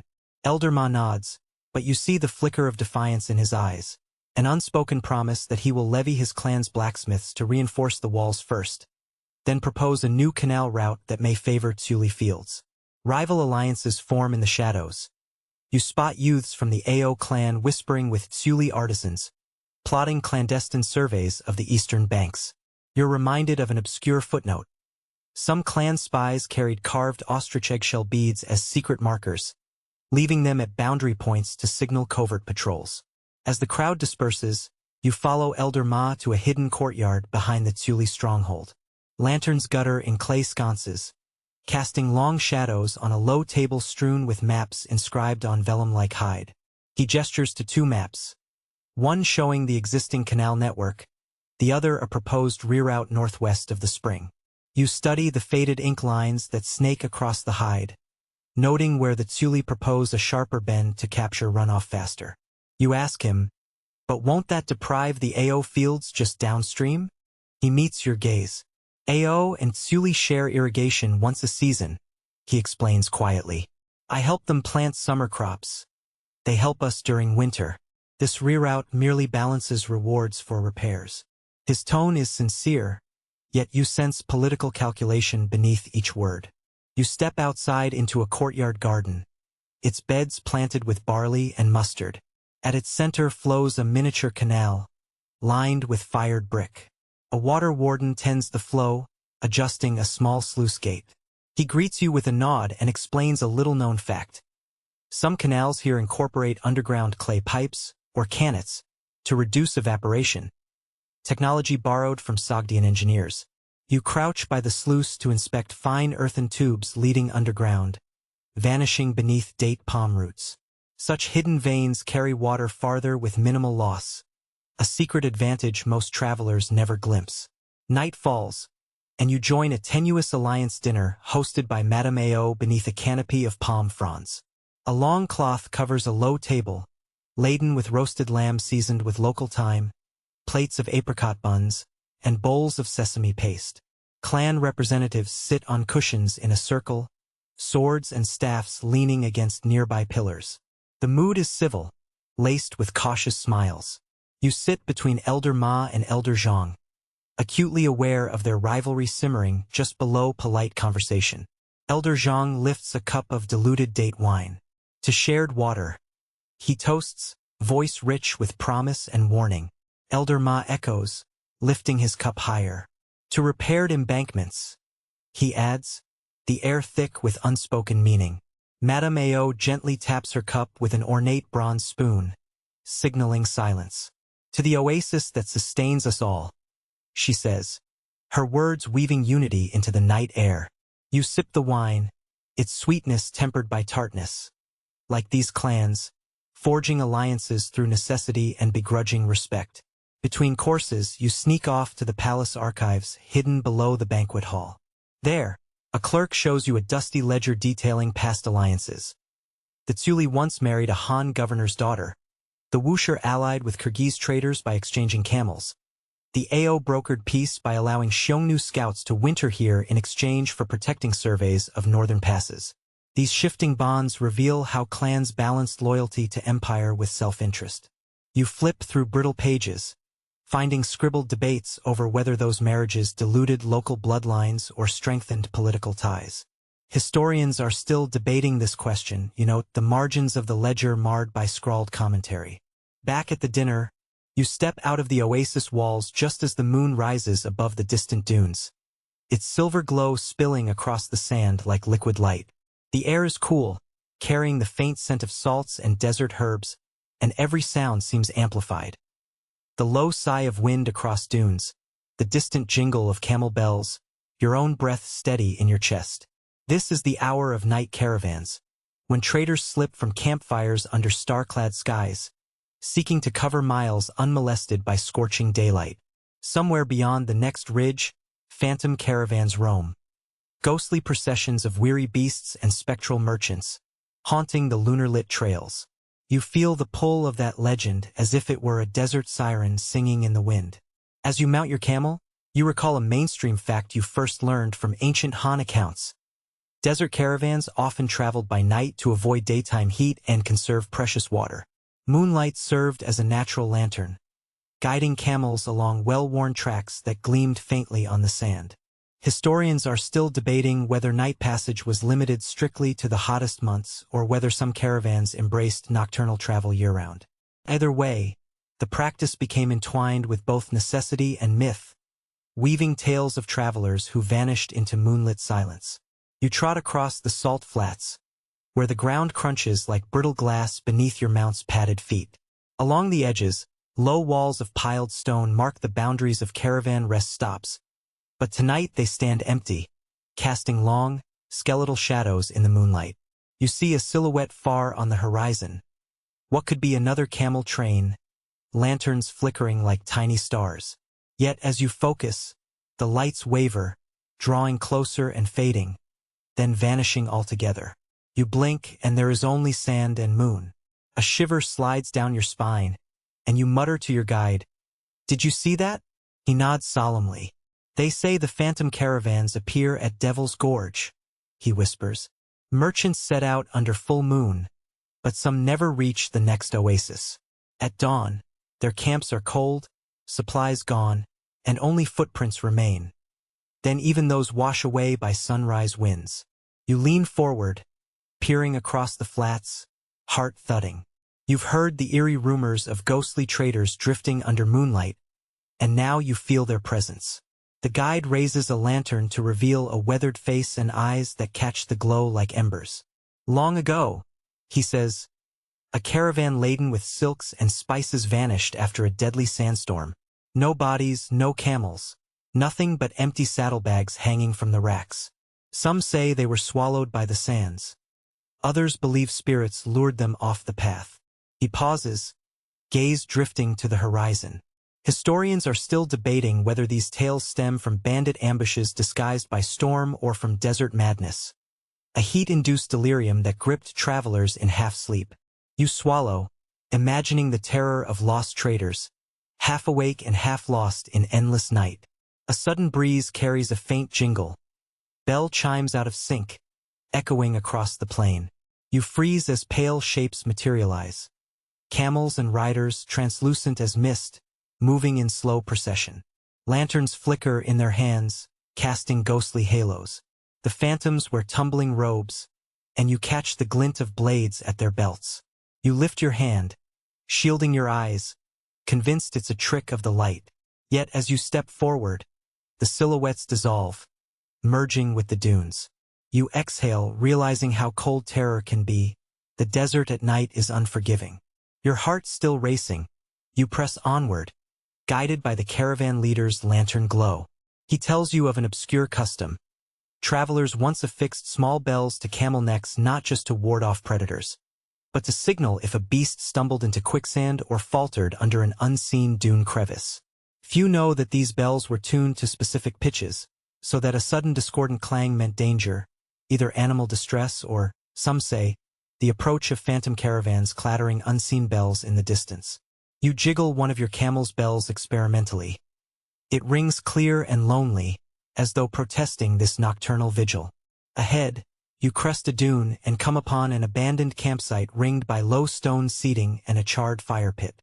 Broken bowls lie scattered, their edges baked smooth by heat. The ground is littered with footprints leading toward the south, But no sign of textiles, no promise of lost travelers, only the echo of absence. You kneel to inspect the prints. Deep, well-defined, as if made by laden camels. But then they fade, becoming shallower until they disappear entirely. You trace the marks with your finger, noticing tiny ridges between hoof prints where wind has sculpted ripples. It's a chilling reminder that presence and absence share the same footprints. Recalling an ancient anecdote, you remember that some desert priests tied strands of luminescent fungus to guide lost caravans by night. These mushrooms glowed faintly in moonless hours, marking safe paths to water. A forgotten treatise mentions their use at Devil's Gorge, but most travelers dismissed it as superstition. Yet you now wonder if ghostly lights seen flickering in the desert are nothing more than bioluminescent fungi clinging to reed stems. Historians are still debating whether this fungus grew only near springs or thrived across the flats, its glow coaxing wanderers toward safety or toward doom. You stand, brushing sand from your robes, and mount your camel again. The caravan leader signals you to follow him to the next relay post, lit by a single oil lamp behind stone walls. As you approach, you notice glassy shards of broken pottery embedded in the mud walls, something you've never seen elsewhere. The guide explains. Ancient salt harvesters crushed old pottery shards into the adobe mix to strengthen brick and signal recently reconstructed sections. Under moonlight, these shards glitter like watchful eyes, warning of unstable ground. It's a pragmatic detail that doubles as a clandestine message. Be wary here. Beyond the relay post, the trail narrows between jagged rocks. You proceed single file, every step measured. Above, Orion's belt sits low on the horizon, offering celestial guidance. You recall that caravan commanders used the belt's orientation to adjust nightly routes, an everyday navigation trick critical in featureless expanses. An inscription scratched into a rock face near here warns, "Trust not the mirage that mimics moonlight." You pause, examining the carving's faded characters. Who left this warning? A traitor, a bandit, or a historian turned hermit? The origin is lost, but its counsel is stark. Suddenly, you hear more bells. 5 distinct chimes echoing from different directions. You count them, heart pounding. 5 bells mean a full load of camels or 5 phantom riders circling. You grip your reins, urging your camel to quicken pace. Yet your mount seems reluctant, nose lifting to sniff the air. You whisper softly, "Steady." He snorts and clicks his tongue, then strides forward into the shadows. Every dune slope now conceals potential specters, every fold of sand a hiding place for illusions. As you pass a narrow pass known as the Whispering Gate, wind gusts through shale ridges, producing a moaning howl. Legends say this wind carries the voices of lost caravans speaking in ancient dialects, begging rescue or profanity, depending on the storyteller. You strain your ears. Is that an echo of someone calling water? Or just the wind playing tricks? You press on, senses sharpened, mind teetering between alarm and wonder. Near dawn, you crest a final dune to see the next oasis glimmering like an emerald in a sea of gold. Lanterns dot the shore, welcoming. Yet as you descend, you glimpse a second line of lights moving along the water's edge. These lanterns drift slowly, too steady to be fireflies, too low and close to be stars. Ghostly camels kneel at the water, their riders silhouetted against the palms, bending to drink. You catch your breath. This is the phantom caravan in full guise. Your camel snorts, unsettled by the sight. You raise a hand, urging your mount onward, but the lights hold you in place. Then, as your heart thunders, the phantom figures stand and begin to drift away, moving further from the palms, deeper into the desert's heart. You blink, and they vanish, leaving only ripples on the water's surface and faint hoofprints that melt under dripping dew. You lean forward, voice barely a whisper, "Farewell, phantoms." You reach the oasis just as first light streaks the sky. Campfires sputter to life, and finally you dismount, knees weak from the night's vigil. Traders greet each other, exchanging news of the safe crossing. You smile, but your thoughts drift to the fleeting caravan you glimpsed. Their lanterns, their silent procession, their uncanny resemblance to traders long gone. Was it a mirage, a mass hallucination, or something older born of desert spirits and ancient sorrow? You kneel beside the water and cup your hands, sipping the... You wake before dawn to a sky bruised in violet and silver, the horizon trembling with the promise of another baking day.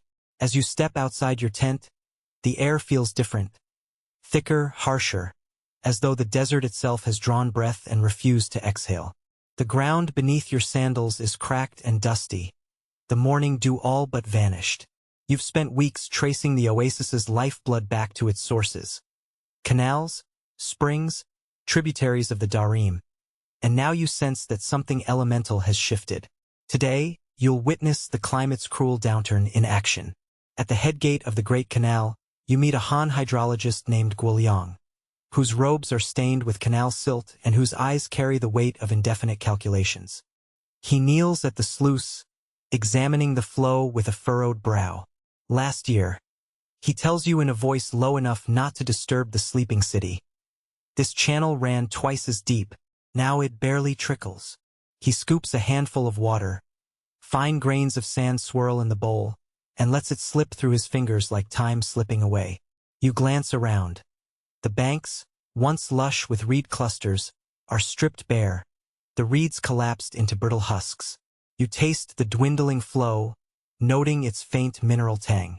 You follow Guoliang upstream to a series of weirs and holding basins carved into the bedrock.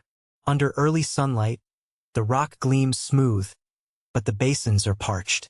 You crouch to inspect a shallow depression that once held water 12 inches deep. Today, it's a dust bowl speckled with fractures. A small clay marker set decades ago indicates last spring's high water mark, 10 inches above the current silt line. This marker, a mainstream hydrological gauge set by protectorate engineers, was meant to track seasonal floods and inform irrigation schedules. Now it taunts the inhabitants, a silent witness to nature's neglect. As you stand, a sudden gust of wind lifts a swirl of dust that stings your eyes. You blink through the haze and spot tiny black flecks shimmering in the sunlight, charred fragments of reed from canal dredging fires. Guoliang explains that workers burned reeds to clear silt-blocked channels, then used the ash to neutralize saline soils. It's a little-known agrarian trick. The ash's alkalinity helps break down salt crusts in irrigated fields, allowing fresh water to penetrate deeper. You nod, jotting down this obscure mitigation method, knowing few travelers record such granular techniques. Further upstream, you meet a group of farmers led by Elder Shin of the northern colony. He stands on a raised platform of rammed earth, arms folded, robe fluttering like a cracked flag in the breeze. Surrounding him are drought-shrunken barley fields, their stalks splayed like broken spears. He recounts a harvest 2 seasons ago that yielded 5 bushels per moo. This year, it's barely 1. He kicks at the parched soil and spits a mocking sputter. We're planting seeds in salt. They sprout once, then die, he says, voice rough with frustration. Historians are still debating this question. Was the declining yield caused more by climate-driven aridity or by centuries of over-irrigation raising salt tables in the soil? You crouch beside a withered barley stalk, tracing its brittle stem. In the leaf axils, you find clumps of silica, a fossilized residue left by repeated drought cycles. Soil scientists peering through primitive reed microscopes would one day classify these as phytoliths, evidence of plants' struggle under extreme stress. This microfossil clue, unknown to most, underscores how the land remembers every change in moisture. You pocket a fragment, imagining botanists centuries hence discovering it in an ancient layer and reconstructing the timeline of decline. As the sun climbs, you trek further into the desert's margin, where groundwater springs once surged. Now most are dry. You arrive at the largest spring, still marked by a semicircle of date palms and a crumbling stone basin. The basin is half empty, its smooth floor exposed, etched with frog footprints from seasons past. A boy fisherman kneels at the edge, casting an empty net. He sighs and packs it away, the hope of fish departed with the water. You each dip hands into the shallow trickle that remains, salty and tepid, then cup your palms to drink. That's all you get today. Nearby, you meet a Chan monk named Master Fei, who is taken to meditating on the spring's edge. His saffron robe gleams bright against the pale rock. He welcomes you with a nod. Water is the mirror of heaven, he says. When the mirror cracks, the world trembles. He invites you to sit beside him on a weathered lotus-patterned stone. Together, you watch dust swirl in the fading aqua, noting how the limpid surface has gone flat, betraying no current. This reflective teaching, passed down in oral tradition, is seldom recorded in official climate accounts. Yet Master Fei speaks with the authority of centuries of prayer. Rising, you follow Guoliang to a remote field where a new canal branch was cut last year. An emergency trench to capture elusive runoff. It's a crude ditch lined with clay, more channel than canal, and it too is bone dry. Beside the channel, an inscription carved into a flat stone proclaims, "May this vein bring life to parched earth." You trace the characters, marveling at the hope and hubris etched there. This rock inscription, a little-known legacy of late Han desperation, testifies to each generation's attempts to bend nature's course. You press on toward a sandblasted watchtower that guards a secondary waterway. Climbing its twisted stairway, you emerge at the top into an expanse of cracked mudflats and bleached reeds. From this vantage, the oasis looks diminished. The green rim of palms reduced to ragged clumps, the canals mere pale lines. You survey the scene in silence, the wind a low lament. You recall a mainstream datum. Ice core records in distant Tibet reveal a weakening Asian monsoon around this period, reducing precipitation across Central Asia. Whether those high-altitude signals translated directly to Lop Nur remains under debate. Historians are still debating this question of monsoon linkage versus local factors. Descending the tower, you encounter a circle of geographers, unlikely scholars, each carrying a bamboo quadrant and tallying water sources on leather maps. They mark spring depths with charcoal dots, noting decreases in inches compared to 5 years prior. One points to a series of pit marks along a tributary bank, each representing a drying well.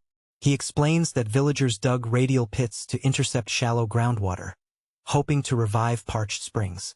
This radial pit technique, an obscure practice unmentioned in Han administrative manuals, emerged here organically, reflecting local ingenuity in a crisis. The geographers follow you to a newly constructed rain gauge, a tall clay jar set beneath a wooden frame, meant to capture seasonal rainfall. It's empty. They peer into its maw and scratch notes. You step beside the gauge and lift a fallen tin sheet that once served as a makeshift rain collector, now twisted and corroded. "Last monsoon skirts us," one geographer murmurs. "We need more data. Months without rain will break the fields." You shudder at the implication. Without rain to recharge aquifers, the oasis is destined to continue shrinking. Midday heat renders conversation moot, so you retreat to the shelter of a ruined pavilion. Its timbers sag under centuries of neglect. You join a group of elders and scribes who have convened to discuss the crisis. They sit on reed mats arranged in a rough circle, faces etched with concern.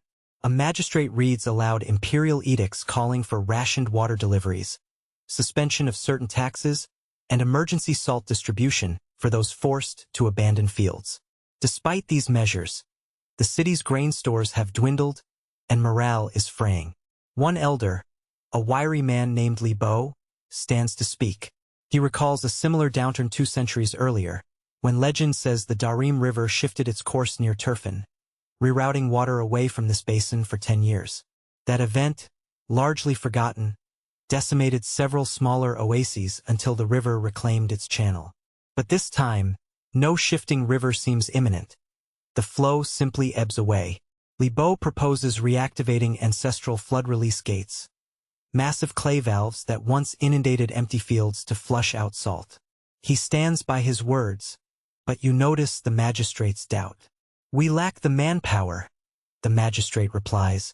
"Our soldiers are needed to reinforce walls against bandits drawn by our weakness." Historians are still debating whether military priorities here consistently undermine civilian responses to environmental crisis. You sense that ancient tensions between defense and sustenance now collide with climate's blunt force. The meeting adjourns with calls to convene irrigation crews at dawn, but you know the numbers won't suffice.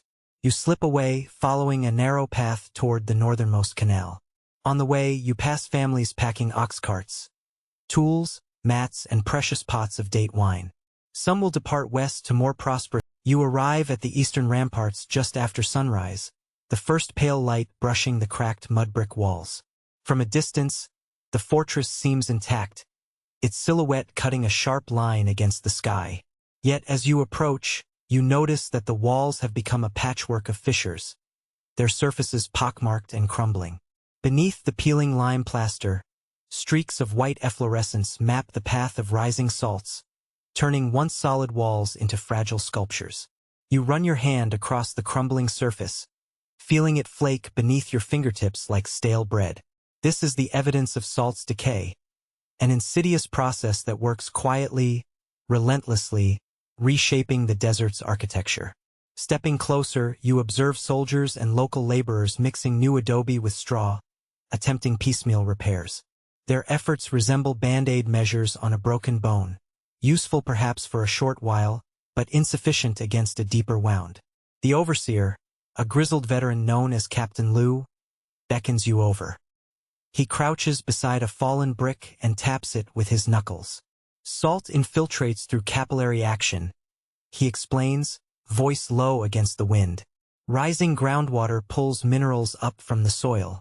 When the water evaporates, salts crystallize and expand, breaking brick from within. This mainstream fact, engineers of the Han first recognized salt's destructive power in frontier fortresses, is recorded in official manuals. But seeing it up close fills you with a mixture of fascination and dread. You ask about the extent of the damage. Captain Lu points to a semicircular tower whose base is riddled with cavities. This section will collapse if we don't shore it up, he says. We've tried coating the base with clay slurry, but the salts keep returning. You squat to inspect the slurry's remains. A slick gray film, already cracked and blistered. The older bricks beneath are stained a rusty red where iron impurities reacted with salt and moisture. It's a chemistry experiment gone wrong, recorded only in minor notes by frontier engineers, and seldom taught in the capital's academies. As midday heat strengthens, you retreat to the shade of a nearby bastion. There, a local mason named Amai is experimenting with a curious technique. She's grafted thin strips of goat hide onto the base of the wall, anchoring them with wooden pegs.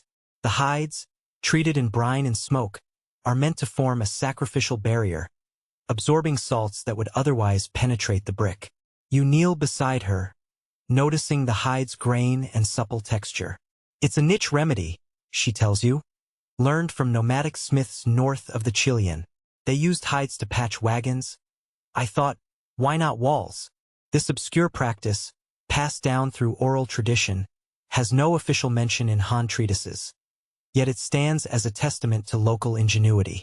You rise and wander to a section of wall where a recent collapse has revealed interior chambers. Within, you find discarded fragments of carved stone lintels, ornamental pieces that once framed the gate. These stones, quarried from distant mountain ridges, were prized for their hardness. Yet even they have chipped along edges where brine seeped through cracks. You pick up a fragment and trace a delicate lotus carving, noting mineral incrustations in the grooves.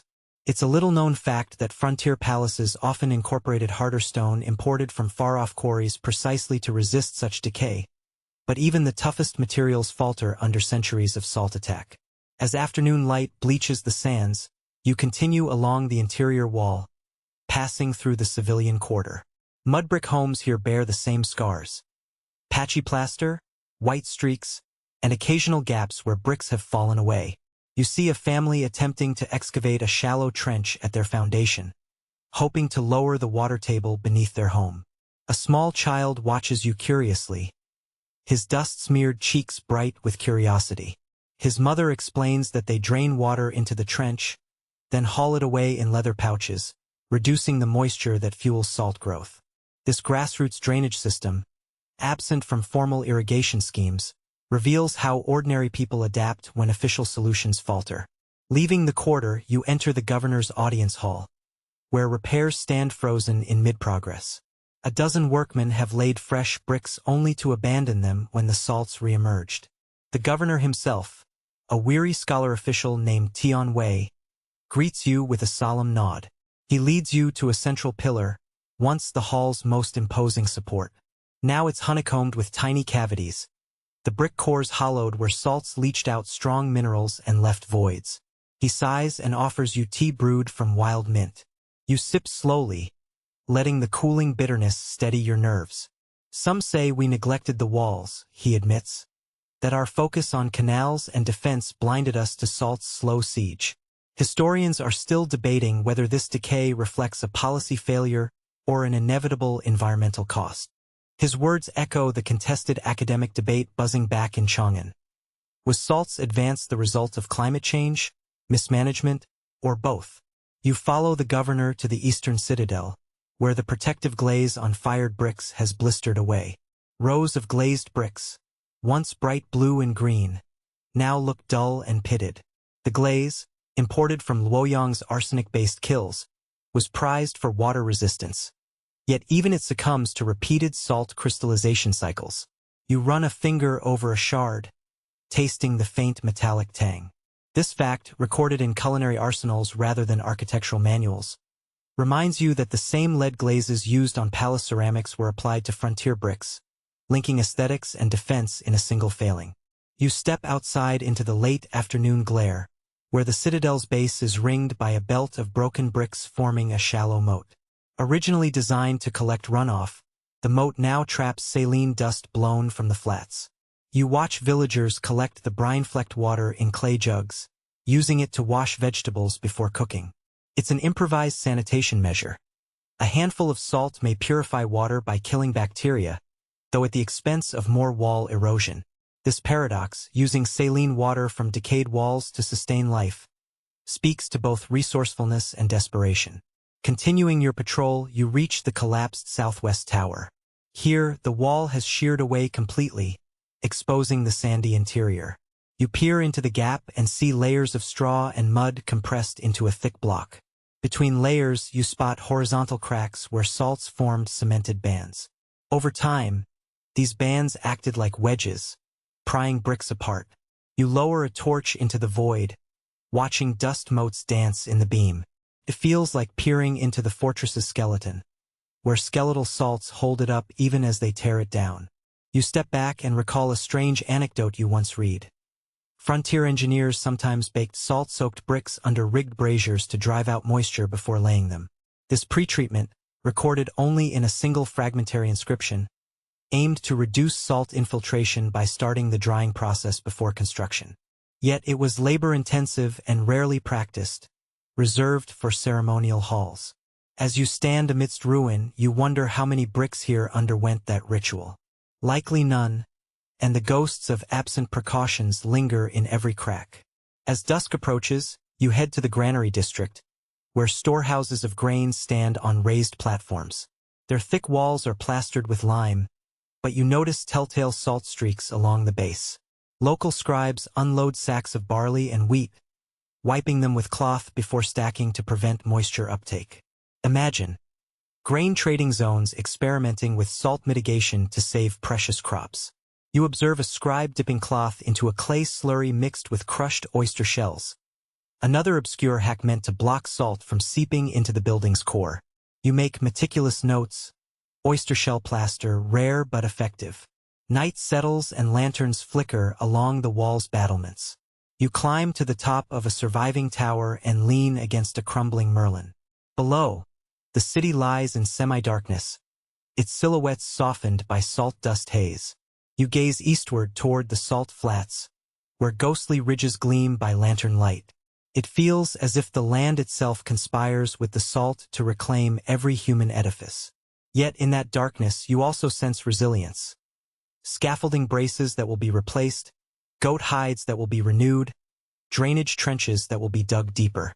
Descending, you pass by the governor's pavilion, where scholars pore over scrolls detailing repair budgets and salt survey charts. You glimpse a map marking the locations of high salinity zones and proposed pilot projects. New kilns to produce distilled lime, underground cisterns to trap freshwater, and experimental tree plantations to stabilize dunes. These plans reflect a willingness to learn and adapt, even as political tides shift in Chang'an. A contested remark hangs in the air. Some court officials argue that investing in frontier repairs is a wasted expense, given the region's declining water supply. Others insist that maintaining walls is. You rise before dawn, the sky a bruised slate promising another day of relentless desert sun. Around you, the camp stirs. Canvas tents flap in the pale breeze, and lanterns gutter as families prepare to break their temporary home beside the ruined canal. You slip into your sandals, dusty from the night's march, and step onto the cracked earth. Today, you will join the exodus of families leaving the oasis behind. Mothers carrying infants in woven slings, fathers leading camels laden with belongings, children blinking sleep from their eyes as they mount low carts. The air smells of damp canvas and leftover millet gruel, and you can almost taste the sorrow and hope mingled in every breath. You wander first to a small family tent where Elder Wu and his kin are loading pottery jars onto a wooden handcart. The jars clink as they shift, containers of olive-tinted oil, pickled dates, and a precious flask of donkey milk preserved with wild reed ash. You ask why donkey milk, and his granddaughter giggles. It soothes sore shoulders after a day's march. It's an obscure remedy you once read about, an ancient anecdote in a forgotten herbal scroll. But here in practice, licking salt-scratched lips, you taste its soothing richness. You help tie a leather strap around the jars, and the old man offers you a bow. A simple gesture of thanks before he shoulders a woven basket of nuts and bread. Stepping outside, you find the caravan's edge where dozens of families cluster beside camels and donkeys. Exchange and alliance flourish here. One clan trades goatskins for another's barley supply. A mother lends her embroidered blanket to a child she's never met. You notice the government scribe tallying names in a bamboo ledger. Each family's membership recorded according to imperial registry rules. This mainstream historical fact, the Han state required migrant families to register before departing frontier zones, ensured grain rations and tax exemptions on the journey. Yet even bureaucrats admit the registries were often weeks out of date, and grimly some names vanish without a trace. Historians are still debating this question. Did underregistration mask the true scale of exodus, or did it merely reflect the empire's limited reach? You thread through the caravan to find children clustered around a low fire where women are baking flatbread.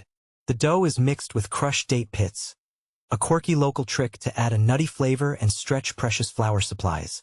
A boy bursts into laughter as he attempts to flip a greased dough disc in a pan, sending it flying over his shoulder. You stoop to scoop it up before it lands in the sand. He grins, shy, and hands it to you with a flourish, as if bestowing a knightly honor. You bite in. The flatbread is crisp at the edges, tender in the middle, and the date ash tang lingers like a shy smile. Camels bray and collapse their knees into the sand, waiting patiently for their loads to be fastened. You join the handlers tightening ropes around wooden packs. Baskets of needles, loaves of barley cake, small reed chests filled with communal toys, a carved wooden top, a bundle of colored beads for braiding friendship bracelets. These simple amusements preserve childhood even on the march, reminding you that people carry not only goods but also home itself in their hearts. As the sun climbs, the column moves forward in sputtering waves. Carts creaking over hardened tracks, camels plodding in measured steps, and donkeys' bells clinking a tentative lullaby. You fall into stride beside a young mother whose robes billow like desert sails. She clutches an infant swaddled in goat hair cloth, its face half hidden but eyes glaring at the bright sky. You smile and ask her name. She replies quietly, Lan. She tells you she fled with 3 siblings after their barley fields failed. She hopes to reach a government camp near Turfan, where grain distributions continue. Yet she fears that camp's walls might be full. You place a reassuring hand on her shoulder, though you share her uncertainty. Mid-morning heat shimmers across the dunes as the caravan skirts the dried bed of a former tributary. You recall reading that the Han encouraged planned migrations when water tables fell, moving families to more fertile lands to maintain frontier defenses. Those state relocations sometimes saved lives, but they also scattered communities and severed ancestral ties. You glance at elderly faces lined by sorrow, realizing how uprooted they must feel. Their future fields may yield grain, but nothing can replace the tamarisk-fringed canals they leave behind. At a narrow pass between rocky ridges, the caravan stops. A veteran guide sets up a makeshift checkpoint. A bell mounted on a wooden tripod, its clapper strung with red ribbons. Legend says these ribbons, dyed with pomegranate juice, ward off scorpions at night. It's a local superstition you dismissed until you watched one rider pull a scorpion from his boot at dawn and toss it into the lantern flame. He shrugged and claimed the ribbons trapped the creature's venomous will. Historians are still debating this question. Did such folk practices provide real protection, or did survivors credit superstition when they should have credited visibility? You pause beneath a craggy outcrop to catch your breath. The guide invites you to help distribute water. Goatskin bladders of cool spring water passed along a human chain. You feel the weight of destiny in each handoff. The water tastes sweet, but you know it won't last long. Behind you, dust rises in gentle whirlwinds, reminders that desert travelers never escape the shifting sands. A little further on, you pass the remains of an abandoned waypoint, a ring of half-buried stones, once marking a caravan rest station. Women squat beside the stones, smoothing sandy layers into new shapes. A tomb of memory for those who died here of thirst or disease. You kneel to add a handful of sand and murmur a silent prayer. A clan elder whispers that names once carved into a wooden stele have long erased, leaving only sorrow etched in wind.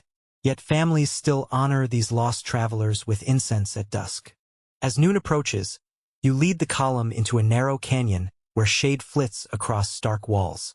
The heat diffuses into nothingness, and a small breeze rustles in the cleft. You see a trickle of water flowing through an exposed vein of rock, a hidden spring that local clans knew about but seldom used, preserving it for emergencies. You slice your hands to cup the fragile stream and drink deeply, feeling the liquid slide cool along your throat. You glimpse the canyon's rim, a field of glowing rock salt, and recall that salt once funded the protectorate's walls. Now, salt and water churn alliances and rivalries, sealing destinies one crystal and one drop at a time. In the canyon center, the caravan halts for lunch. Fires flicker to life as families cook stews in clay pots, meals of fish preserved in salt brine, wild millet harvested from fallow fields, and tender shoots of desert onion that lend a pungent crunch. You stir a pot of lamb and plum broth, simmered with juniper boughs for aroma. You taste the stew and smile. The juniper's piney bite reminds you that home can be anywhere. A reminder you share with the weary travelers around you. Children cluster under a rocky alcove, playing their desert version of liobwa. Instead of carved goat skull pieces, they use snail shells and thorny twigs as game pieces, rolling them across a board drawn in sand. The rules are simplified. Land on a shell, you win a sip of water. Land on a twig, you lose your turn. They giggle when twigs snap under their clumsy hands, sending bits of sand airborne. It's a small miracle that even amid displacement, children invent games to make the world feel normal. As shadows lengthen, the caravan emerges from the canyon into a vast plain. You can see the silhouettes of distant dunes, and beyond them, the faint gleam of another oasis, your potential destination. Tension ripples through the column. Will there be water and space for everyone? You exchange anxious glances with the guide, who nods and urges the entourage onward. The march continues until evening, when you find a sheltered nook between sand ridges. Campfires spring up, lanterns glow, and families gather for a simple supper. Roasted grains, preserved fruit, and a shared flask of fermented mare's milk diluted with water. The taste is tart and unfamiliar to many, but it fills empty middles and warms cold limbs. You share a flask with Lon and her infant, watching the mother smile as the baby coos. Later, as the children drift to sleep beside smoldering embers, you walk among the tents, offering words of comfort. Parents rock babies to sleep in slatted carts, hushed lullabies and dialects mingled with Mandarin phrases. One melody tells of a tiny reed that grows amidst dunes, the oasis's first child, destined to nurture future springs. You hum the tune softly as you pass, and for a moment, the desert feels less vast, as if every note bridges the gap between where people were and where they're going. You settle by your own small fire and unpack a leather-bound genealogy tablet carried by Elder Wu. It lists 12 generations born in the Oasis, names inscribed in burnt reed ink on wood sealed with lacquer. He brings it along so that, even if they never return, their lineage remains. You step onto a vast slope of sand where the city's final contours blur beneath shifting dunes. The morning light ignites the endless ripples, turning each crest into a blaze of golden dust. You lift your gaze to where walls once rose, now reduced to low humps of earth half-buried in granular waves. Every footstep you take disturbs centuries of settled history, sending tiny eddies of sand swirling around your boots. This is the desert's slow embrace, an inexorable process by which wind and time reclaim all that human hands erect. You sense the weight of loss and renewal coexisting in every grain as you begin your walk among ruins submerged in sand. Ahead, you discover a grand gateway, once the city's eastern entrance, now choked by a dune so high its stones serve merely as a foundation for shifting sands. You trace the curve of a broken lintel, half hidden beneath a veneer of tan dust. With a gentle push, you wedge the lintel free, revealing weathered carvings of dragons and waves. The sandstone is pitted and smooth where wind-borne grit has polished each curve. You hold the arch fragment aloft, marveling at how it retains its sculpted form even as the desert strives to erode it. The gate's arch once welcomed caravans. Now it yields only to the relentless advance of dunes. You wander along what was once the main thoroughfare, its path delineated by low walls and the shadows they cast at dawn. Sand has commandeered the street, forming miniature dunes that crest like rooftops. You hop from one buried doorstep to the next, imagining the traders, soldiers, and families who walked here centuries ago. Occasional fragments of pottery, rims, handles, pale shards, peek through the granular carpet, relics that insist on being found. Each shard flashes a memory of bustling markets now silenced, merchants' tongues hushed by time. You stoop to scoop a fragment, brushing away grit to expose a painted swirl, then let the sand reclaim it as you stand and continue. You recall a mainstream historical record. From the 1st century BCE onward, excessive irrigation and deforestation along the Darim tributaries contributed to accelerated desertification, expanding the Taklamakan's reach. Imperial engineers once built windbreak trenches and planted tamarisk groves to stabilize soils. Yet over decades, shifting river courses and climate shifts overpowered human interventions. Historians are still debating this question. Was the oasis's decline primarily driven by unsustainable land use, or did larger climatic cycles inevitably tip the balance? Standing amid these dunes, you feel the tension between human ambition and nature's grandeur. Moving deeper into the sands, you pause to examine a cluster of dune-buried mounds where lizards once thrived among the stones. Beneath the shifting sand, you find tiny seed capsules embedded in their tunnels, relics of local flora that survived by spreading seeds through lizard activity. This obscure ecological symbiosis allowed hardy shrubs to colonize dunes, trapping sand and building stable patches long before gardeners arrived. You pocket a dried capsule, curious how rodent and reptile engineers shaped the desert's edge. Such little-known tidbits remind you that the desert is not an empty void, but a living system where every creature plays a part. You skirt a collapsed tower, its bricks softened by salt and wind. The cairn of rubble at its base is dotted with burrows, rodents that tunnel beneath the stones, undermining them further. You crouch to watch a gerbil slip into its sandy burrow, the entrance rimmed with fine granules. These creatures distribute sand through their digs, gradually shifting dunes outward. You consider how unseen animal armies accelerate the desert's slow embrace, sliding dunes over ancient foundations. The tower's ruin is not only the result of human neglect but also of countless small paws reshaping the land. Ahead, a low windbreak fence of reed bundles stands half-collapsed. Local tradition held that narrow rows of reed panels, set at intervals, deflected sand and slowed dune migration. You patch together 5 broken panels, revealing a hidden engineering marvel. The reeds are lashed with goat hair cord, interwoven to create a flexible barrier responsive to wind. This niche remedy, passed down by Oasis guardians, once protected entire streets from burial. Now, you wonder whether rebuilding such fences could halt the desert's advance, or whether the dunes would simply find another path.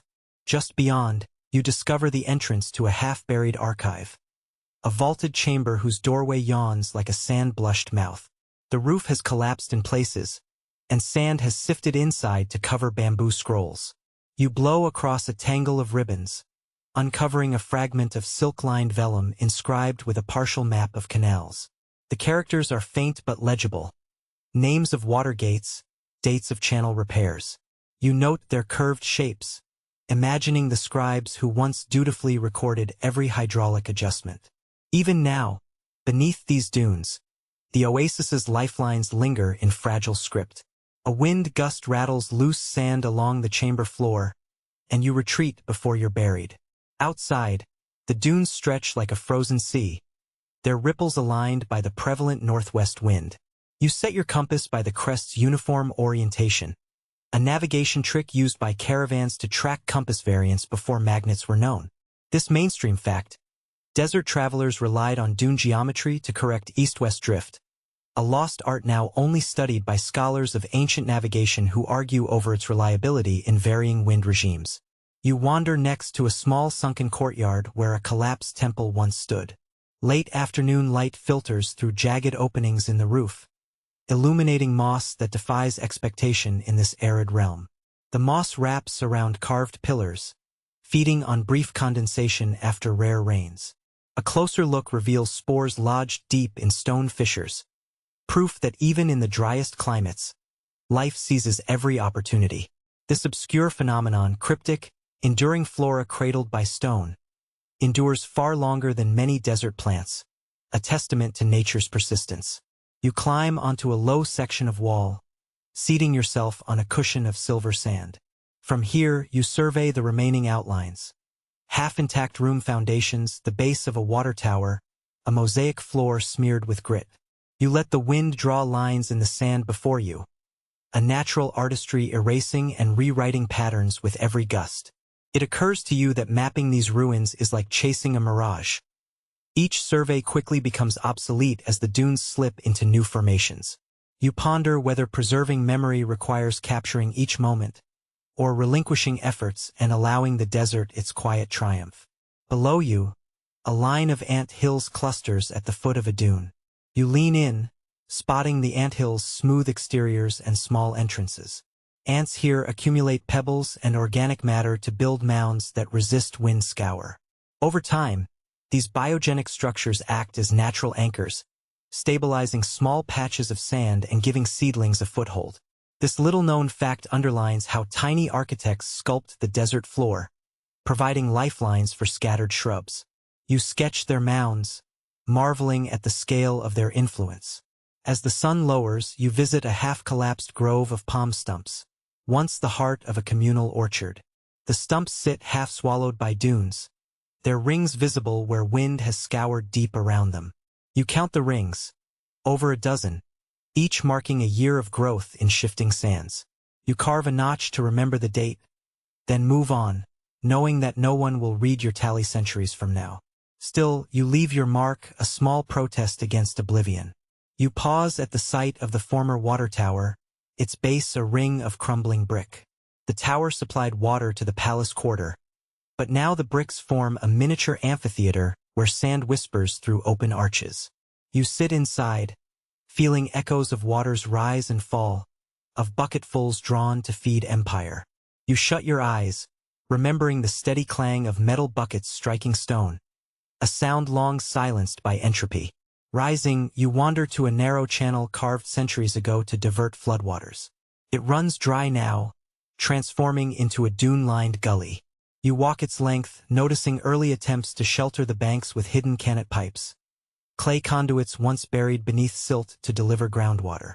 Now, fragments of these pipes poke through the sand, their arches half-closed. You prod one loose section and hold it aloft, a relic of hydraulic cunning now rendered moot by desert's advance. You imagine planting a row of wind-trap brush fences along the dune crest, reviving ancient methods to slow sand's relentless march. In your mind's eye, you see saplings rooting, grasses establishing, soil gaining traction. Yet reality intrudes. The desert's wind would topple fences, bury saplings, and restore the dunes in days. You reflect on the academic debate you once read. Whether afforestation could have halted desertification or whether the region's aridity made such efforts futile. Historians and ecologists still argue. You stride across the cooling salt flats just as twilight's purple veil drapes the horizon, each footstep sounding a muted crunch under your boots. In the distance, you hear the faint trill of a reed flute, a soft lament carried on the breeze like a forgotten dream. Drawn by its melody, you follow the notes across windswept dunes until you reach a circle of flickering lanterns arranged around a cluster of mounded stones. Once the foundation of Lowland's grandest hall. Here, under the vast canopy of stars, minstrels gather to sing the city's stories, weaving memory into music so that even as sand reclaims stone, song preserves the soul of this lost oasis. You step into the lantern glow and settle on a low stone dais, its surface battered by centuries of wind and salt. Around you, performers tune their instruments. A horsehair fiddle with a resonant hollow carved from dried camel bone, a small bronze bell whose clear chime cuts through the night, and a plucked zither strung with gut strings imported from faraway Anatolia. These are the humble tools of history keepers, the backbone of a traveling troubadour tradition that thrived along the Silk Road. One mainstream fact anchors your curiosity. Itinerant musicians were granted lodging and food by caravan masters, their songs offering both entertainment and practical news of upcoming hazards or oasis locations. The lead singer, an elder whose weathered face glows gold in the lantern light, lifts a slender reed flute carved from tamarisk wood. He breathes a steady stream of air through it, coaxing a series of hauntingly pure notes that ripple across the salt plain like falling tears. You feel the vibration in your chest, as if the earth itself is speaking through him. Then, with a whispered introduction, he begins the first ballad, a tale of Princess Lulan, who once danced barefoot among date palms, her laughter echoing across the lagoon. The melody shifts, weaving minor tones into a narrative of loss as the lake receded, her tears crystallizing into salt. Historians are still debating whether this princess was a mythic invention or a real figure. No definitive tomb or inscription confirms her existence. Yet her song endures, carried by oral tradition when parchment faded. As the flute's echo fades, a second performer steps forward with a small frame drum covered in goat hide. She strikes a heartbeat rhythm, steady and insistent, as she recites verses in Old Tocharian, a tongue now lost to scholars except through a handful of manuscript fragments. You lean forward, trying to catch each syllable. Between stanzas, she sprinkles in a surprising note. Local storytellers once performed this epic by torchlight for newly arrived caravan guards, teaching them canal codes and emergency signals disguised as poetic metaphors. Such a practice wasn't documented in any official Han dispatch, yet one traveler's diary mentions rhythmic chants guiding guards to hidden sluices. It's a little-known fact that these musical codes doubled as both entertainment and security measures. Next, two young apprentices appear, bearing a pair of reed pipes bound together like lovers' hands. They blow into them in unison, weaving a counterpoint melody that dances above the drum's pulse. The song shifts into celebration. Merchants and locals of Lulan joined hands in annual festivals, trading spices and salt cakes beneath lanterns hung from palm fronds. You picture the revelers. Merchants in saffron robes, tribespeople in leather tunics, children darting between stalls with brass cymbals jingling. This spirit of communal revelry, though absent from formal court records, lingers in the rhythms passed down by these players. You close your eyes and imagine yourself at that festival. The air thick with fragrance of rosewater and cumin, the ground vibrating with footfalls. A hush falls as the lead elder raises a bronze mirror mounted on a wooden staff. In its polished surface, lantern flame flickers, casting dancing light upon the musicians' faces. He begins a whispered prelude, telling the audience that some believe Lolan's final song was sung as the city was being abandoned, an improvisation by a lone bard lingering in the empty palace. "We carry that lament with us," he intones. "For every traveler who remembers, Lulan lives." You shiver at the poignancy, aware that historians are still debating whether this last lament, was ever actually composed or is itself a later romantic invention by storytellers to stir emotion. Regardless, the myth endures, and tonight you become a living vessel for its melody. You move closer to the circle's edge and offer to accompany them on a small set of wooden clappers. They pass you the instrument, two thin strips of wood hinged with leather, and you clap hesitantly in time, adding a crisp staccato to the unfolding song. The rhythm tightens, guiding the melody through a swirling dance of hope and melancholy.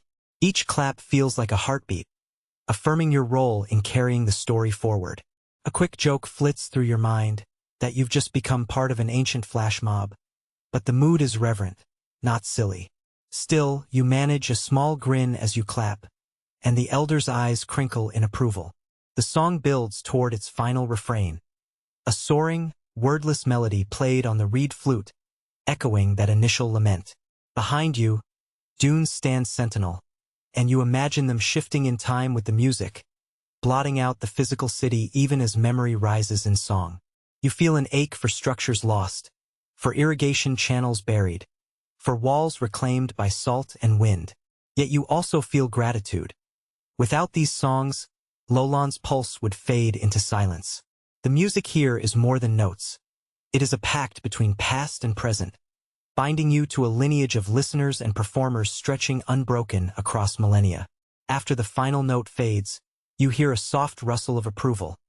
A single clap, then two, then dozens, until every audience member raises a hand in salute.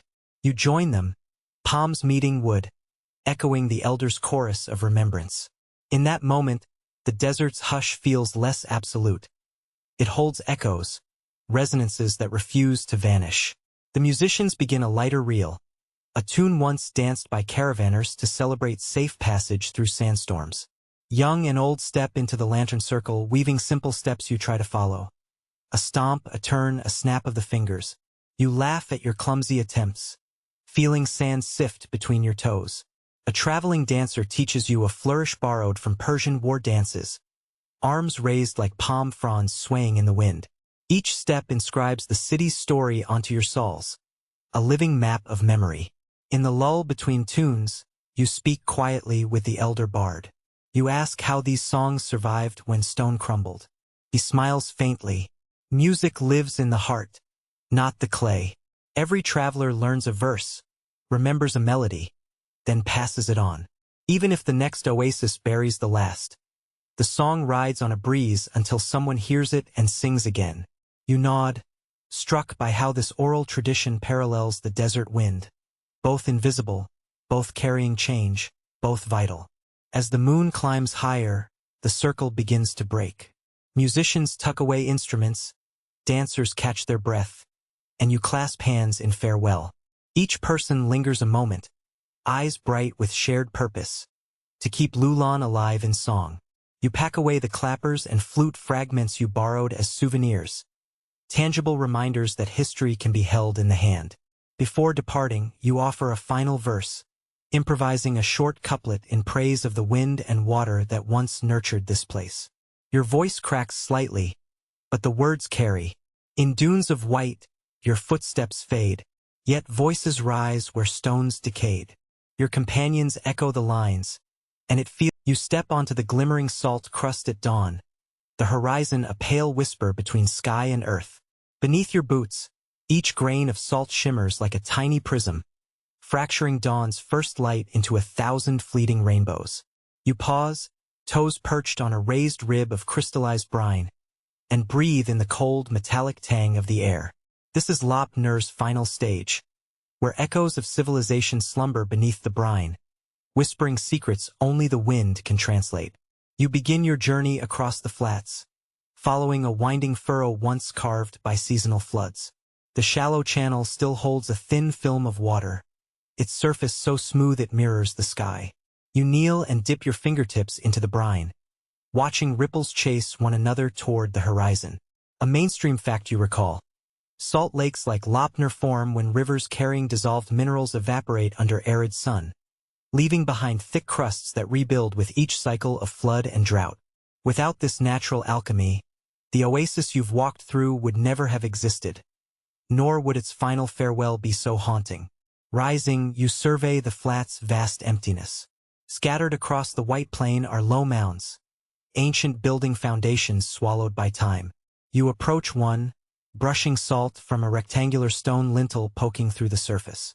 The carving is nearly erased, but you trace its edge, the faint curve of a lotus petal, a symbol of purity in the desert's harsh heart.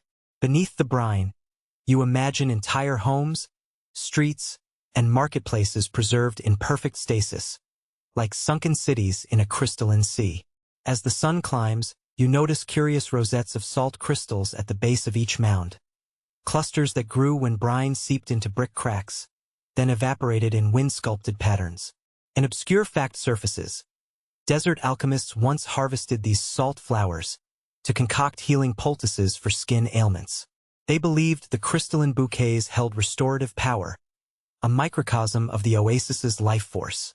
You pluck a fragile cluster and let it melt on your tongue, its cold kiss tingling your senses. Ahead, the channel forks into twin branches. Long ago irrigation canals abandoned when the lake's shores retreated. You step into one, its walls now slick with salt glaze, and follow it until it disappears under a dune. You tiptoe across the dune's crest, avoiding patches of thin crust that crackle under pressure. Here, the brine's echo is strongest. As you press the salt, you swear you hear faint murmurs, voices speaking in half-remembered dialects, the low hum of mule bells and distant flute notes. Whether these are real echoes trapped in crystal or your imagination hungry for endings, you cannot tell. Historians are still debating this question. Did travelers once hear true acoustic reflections from the salt? Or do these tales belong to caravan myth? Wandering onward, you glimpse a ring of stones, perhaps a collapsed shrine to the lake spirit. You step inside, circling its perimeter, and feel the brine's resonance at your feet. According to local lore, if you whisper a promise into the salt at dusk, the channels will carry your vow beneath the brine to the goddess herself. Intrigued, you kneel and whisper. This story lives on in every breath I tell. You press your palm to the crust, and for a moment, you imagine a single wave of brine rippling beneath, a response from the city's buried soul. Leaving the shrine, you walk toward a distant spit of land where the sand gives way to rugged rock. Legend says the brine once lapped this stone, preserving inscriptions in now-vanished script. You search the outcrop and find a weathered panel, its surface glazed by salt.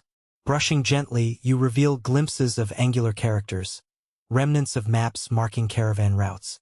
An obscure fact you relish. Some scholars propose these maps were etched in green pigment made from copper ore, intended to survive salt's abrasion. No trace of pigment remains, yet you sense hidden cartography beneath the crystal sheen. High overhead, you spot a pair of white cranes circling, their wings trembling in the warm air. These birds once nested on brine-slick islets, feeding on brine shrimp that thrived in mineral-rich water. No modern expedition has documented their presence here in centuries. Yet you glimpse them, their flight a living testament to the lake's ecology. You smile at the improbability and wonder whether your eyes play tricks in this shimmering realm. Pressing on, you encounter the final sluice gate, its heavy stone slab encrusted in salt. This gate once regulated floods, channeling life into canals that fed the oasis. Now it stands sealed by brine's relentless advance. You push against the slab. It doesn't budge. You imagine the day when a flood might pry it open and let water surge through forgotten veins. That release would echo with the city's heartbeat, if only for a season. You wander to the field of low mounds where tombs of the oasis's elders lie. The cairns are ringed by salt and wind-eroded stones. You kneel by one cairn and trace a carved nameplate in low relief, an inscription commemorating a merchant matriarch named Whaley. Few records mention her, yet her tombstone's fragment survived brine's siege. You recall a mainstream fact. Lop Nur's residents once buried their dead atop promontories to protect them from fleeting floods. Here, the practice preserved more than bones. It preserved names against erasure. Nearby, you discover a cluster of reed bundles half buried in salt. A local legend says these were the mats used for nightly gatherings where elders told stories of the city's birth. You unravel a soaked bundle and sense faint paper fibers interwoven with reeds, perhaps fragments of scrolls pressed into the mats. Though such organic material should have dissolved eons ago, the brine's antiseptic quality could have slowed decomposition. Historians are still debating whether any texts might lie incorrupt beneath these salt-soaked layers. You gently fold the reeds, choosing to leave them undisturbed. As afternoon wanes, you climb atop a raised ridge to survey the flats. Below, the ruined city stretches like a pale breath between dunes. You stand at the ridge's crown, wind whipping salt into your eyes, and you feel the echo of every step you've taken here. The canal's curve, the palace's foundations, the market's faded gateway, the clan rituals, the phantom caravans, the withered wells, the crumbling walls, the exodus of families, the desert's embrace, the songs around lanterns. Every chapter reverberates in this final panorama, a mosaic of memory beneath the brine. You let your fingertips trace patterns in the salt, carving lines that mimic the city's street grid. These temporary cartographies will vanish with the next gust. Yet for now they recall paths where traders walked, where children played, where lovers met beneath date palms.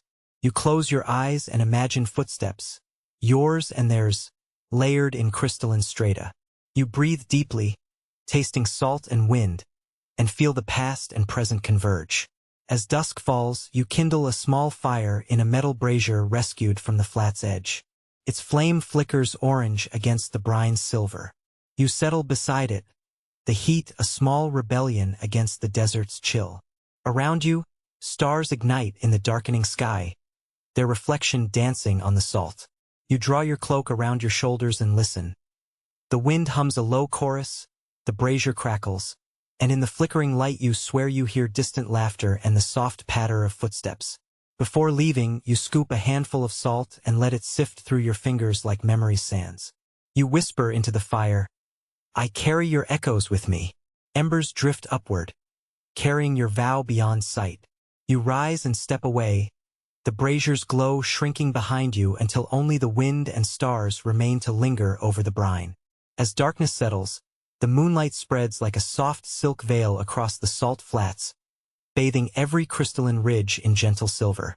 You sit on a smooth rock warmed by the day's sun, your breathing steady and calm, each exhale easing the day's lingering tension into the night air. There is no need to chase footprints or measure distances now. Lop Nur's vast expanse has already been etched into your memory. You close your eyes and listen to the hush of wind brushing over salt and sand, a lullaby older than any stone. In this moment, you hear the echo of children's laughter beside hidden springs, the distant call of camel bells at dawn, the breathy notes of flutes woven through crowded bazaars. These memories flow together in a slow, gentle current, carrying you beyond time's boundaries into a place where past and present mingle. Your heartbeat slows, matching the quiet rhythm of desert night, and you feel your limbs stretch and relax as if drifting in a cradle. Above, a tapestry of stars drifts across the sky, each one a silent witness to centuries of caravans, kingdoms, and stories that rose and faded here. The same stars that guided ancient travelers now keep watch over your dreams. Let your thoughts settle like sand in still water, each grain falling softly until only clarity remains. Feel the cool night air brush your skin, carry away every whisper of dust and doubt, and leave